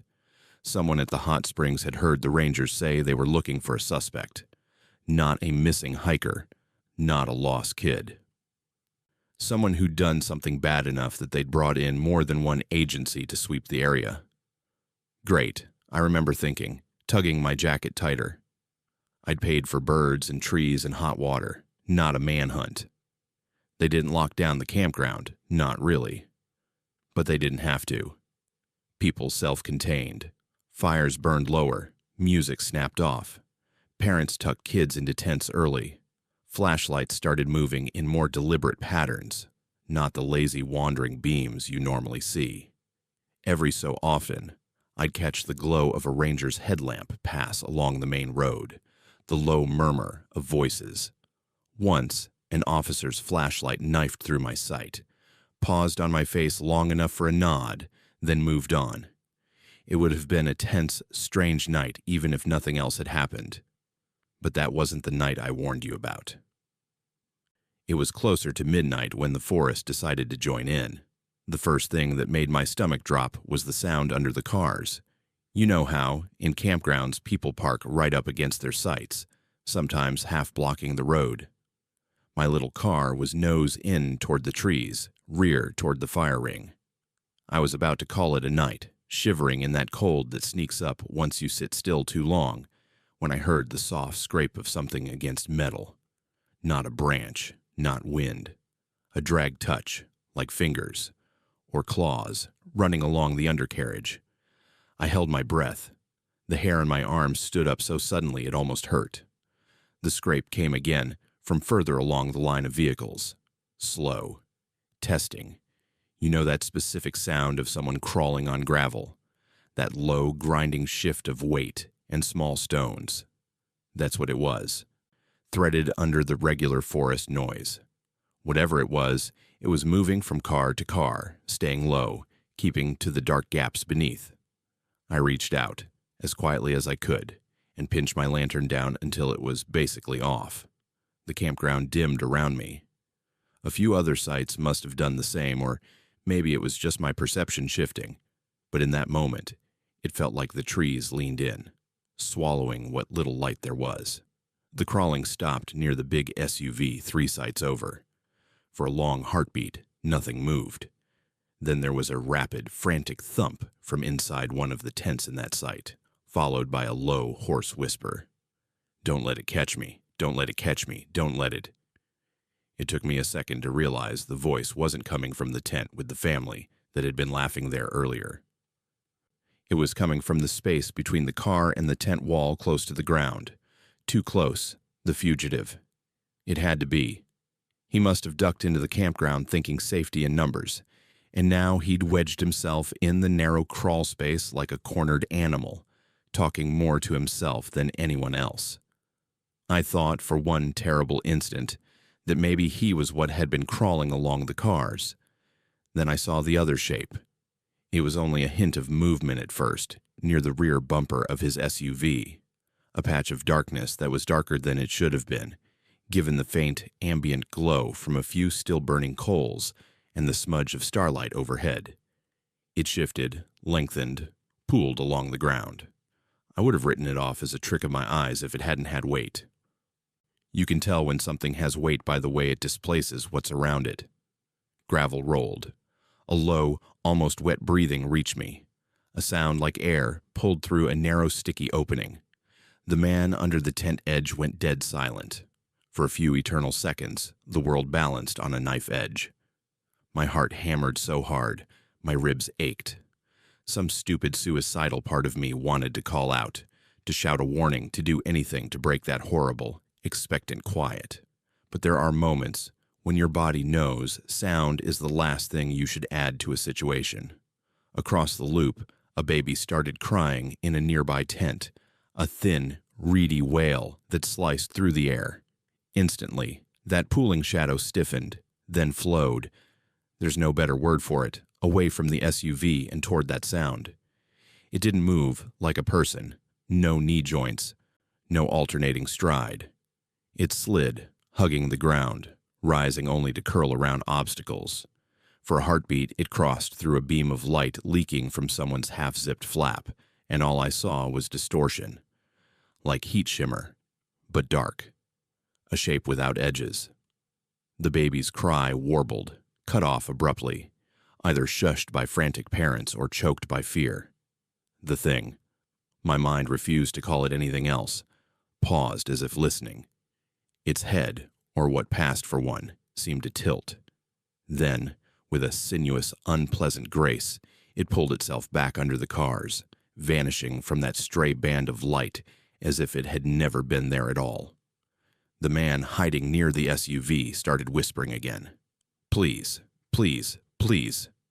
A flashlight beam snapped on from the road, harsh and white. "Sheriff's Department," a voice called, sharp and human and almost painfully normal. "Anyone out here who doesn't belong in a campsite, this is your last warning before we start pulling you out." I have never been so relieved to hear an authority voice in my life. The light swung across the line of vehicles, jolting from car to car, catching nothing but tires and dusty bumpers and the stunned faces of a few campers peeking out. It hit the SUV and for the barest fraction of a second, illuminated something that should not have been under there. Too many angles in the wrong directions, too much black where there should be open space. The beam jerked away so fast it might have been an accident. The deputy didn't mention it. "Sir, come out slowly," he ordered instead, voice edging toward that register cops use when they're talking to someone who might bolt. "Hands where I can see them, now."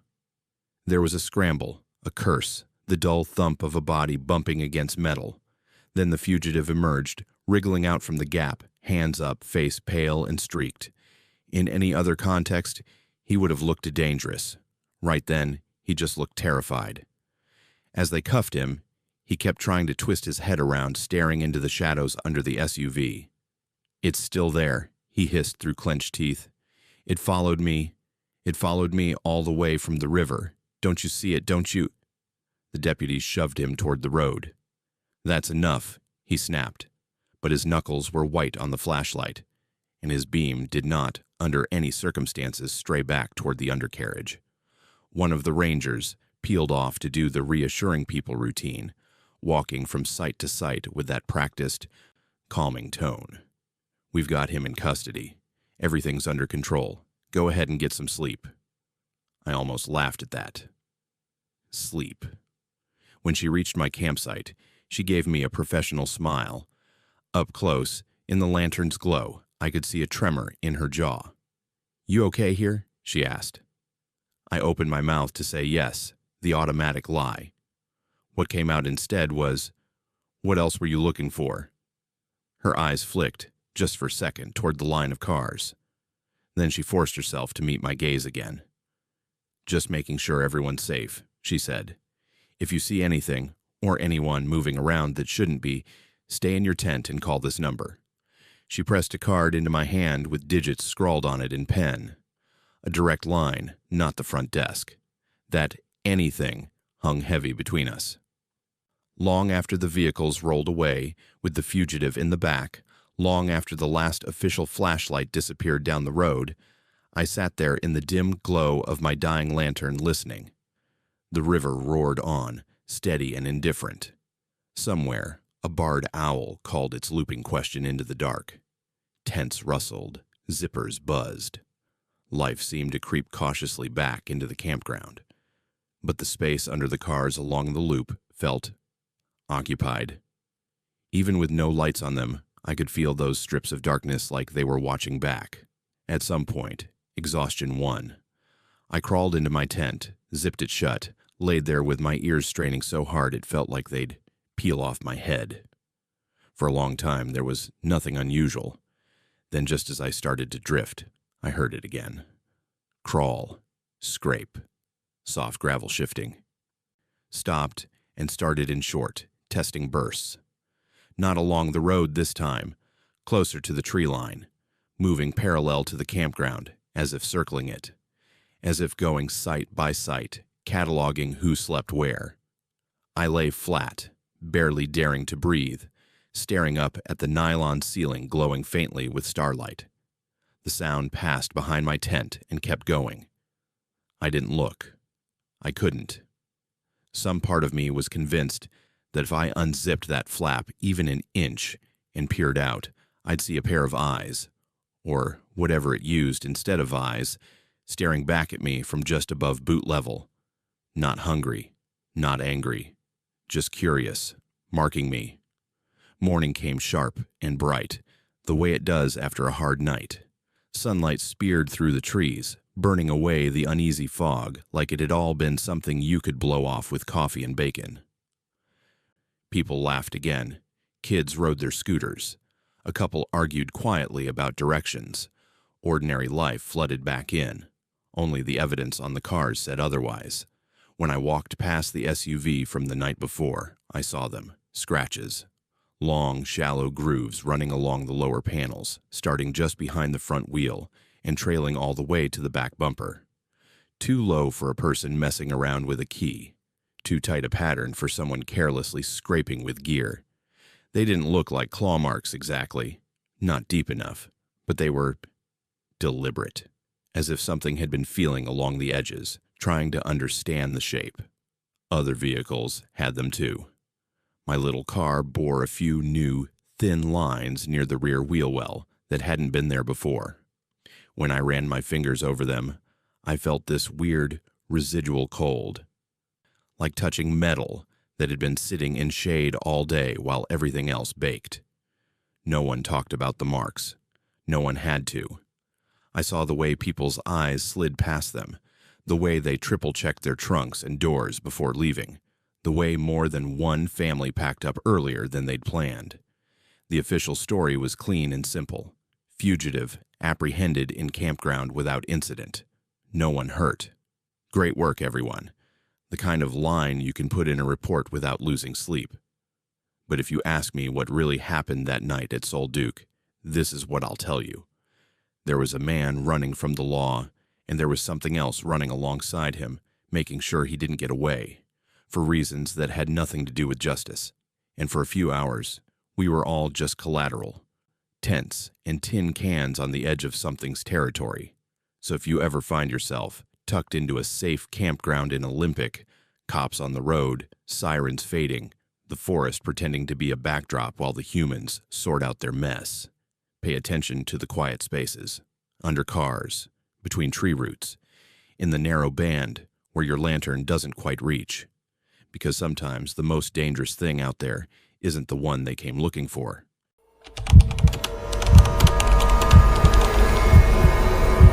Let's do something a little different for this last one. You've heard about things in the trees, in the fog, in the water, but have you ever wondered what's above all of that, looking down on the forest like it's a terrarium?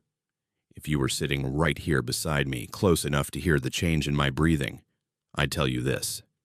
The only time I've truly felt like something was studying me inside Olympic wasn't on a trail or by a lake.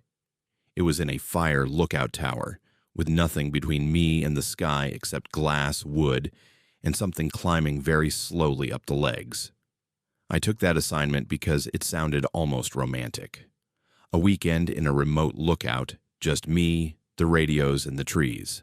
Monitor for smoke, log weather, report anything strange. I pictured quiet mornings with coffee and fog rolling over the canopy. Evenings with the whole world laid out in gold and shadow.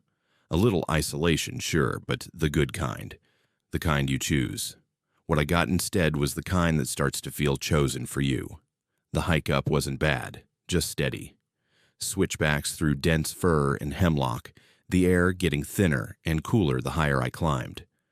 By the time I broke out above the tree line, my legs were burning, but the view hit so hard it almost made me forget why I was there.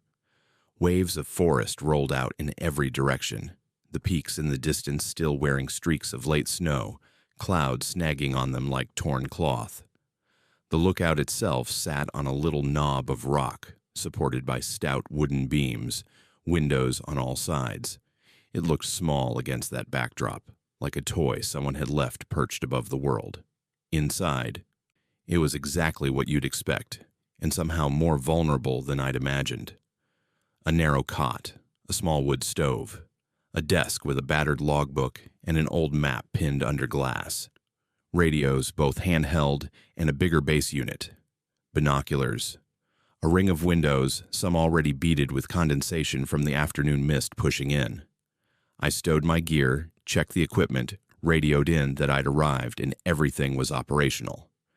The response crackled back cheerful and distant. "Enjoy the view," they said.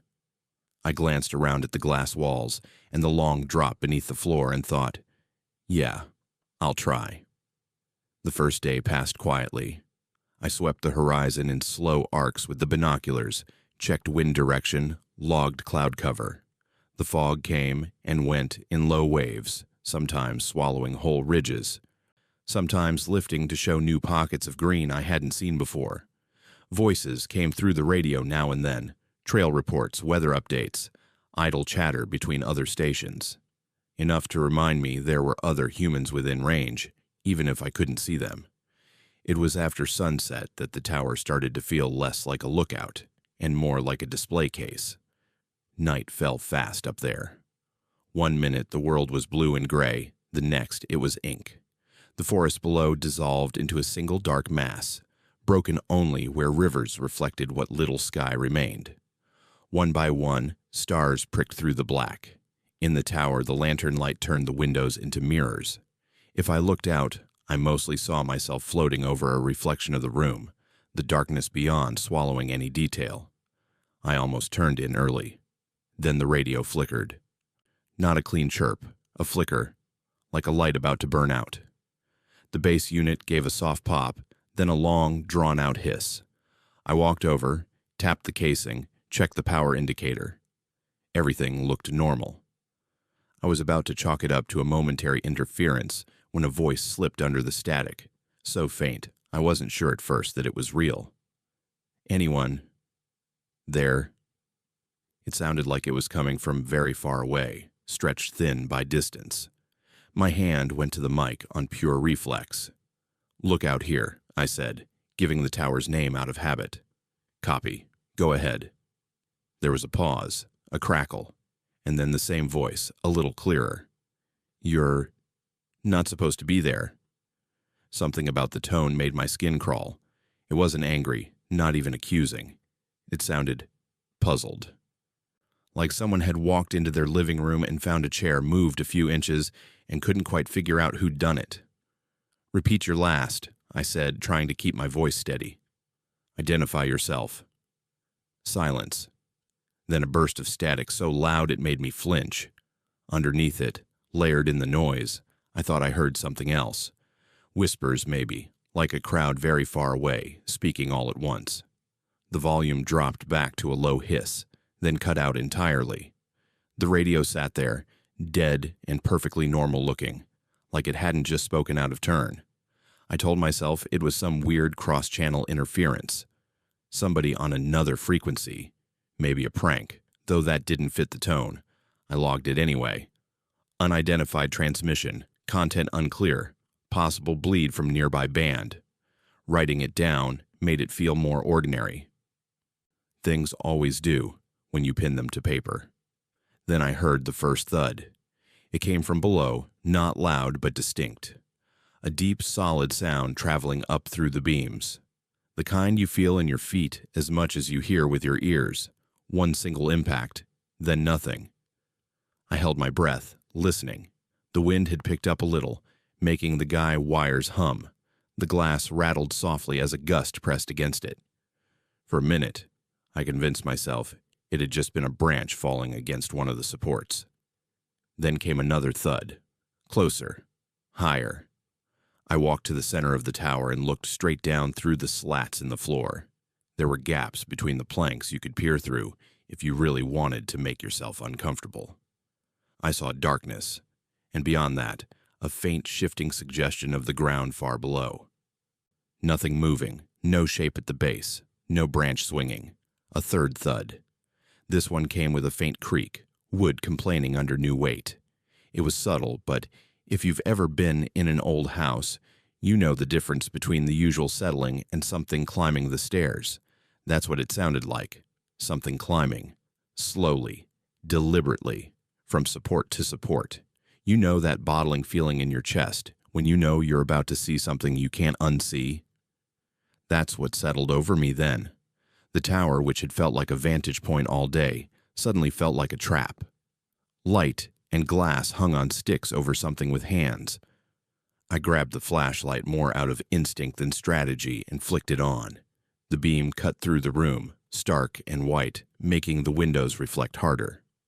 Outside, the night turned flatter than ever. I aimed the light at the floor, trying to pierce the gaps between the boards. The beam sank into the darkness, catching only dust motes and the edges of aged wood. Hello? The word sounded ridiculous, but silence was worse. The moment it left my mouth, I regretted it. Sound up there had nowhere to go. It sat in the air like a thing you could trip over. For a few seconds, nothing answered. Then, from just below the floor, something did. It wasn't a voice in the normal sense. It was more like air being forced through a narrow space. A low, breathy exhale that stretched into a series of soft, clicking noises, almost like someone snapping their tongue off the roof of their mouth. There was a pattern to it, but not one I recognized. My brain kept trying to turn it into words, and failing. The beams vibrated again under another shift of weight. Whatever it wasn't rushing. It moved with the calm certainty of something that knew I had nowhere else to go. I backed away from the center of the floor until my shoulders met glass. The forest outside pressed close, a black ocean with no horizon. My own reflection stared back at me, eyes too wide, jaw clenched. Behind that reflection, for a split second, I thought I saw something else, a pale oval, just at the edge of the glass, at a height that didn't make sense given how high up I was. By the time I snapped my head around to look directly, there was nothing there but my own distorted features. The radio crackled again. This time there was no lead-in hiss, no build-up, just a voice, perfectly clear, as if the speaker were standing right beside me.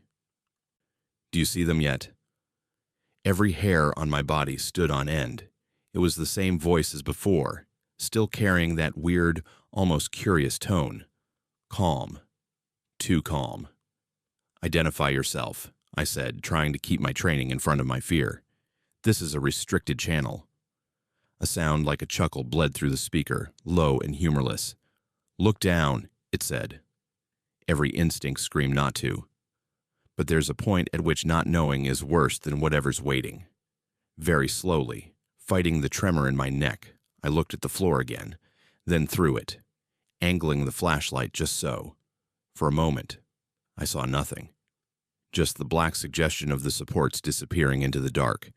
Then the beam caught on something pale wrapped around one of the main beams. At first, I thought it was a strip of bark, or maybe a piece of old rope. Then it flexed. It was a hand, or the closest this thing had to one. Long, too long, fingers, if you can call them that, curved around the wood. The skin, if it was skin, was almost colorless in the light, shot through with faint, dark lines like roots under the surface. There were more joints than there should have been, making each digit bend in a slightly wrong way as it tightened. For a split second, two of those joints rotated independently, and my stomach lurched. I raised the flashlight higher, trying to trace it back to an arm, a body, a face. I didn't find a face. I saw more hands. 2, 3, 4 of them, spaced out along different supports, all angled upward, all engaged in the same slow, upward pull. Anything above them remained in darkness, as if the light couldn't quite stick to it. Wherever the main body was, it stayed just out of reach, hugging the underside of the tower like it belonged there.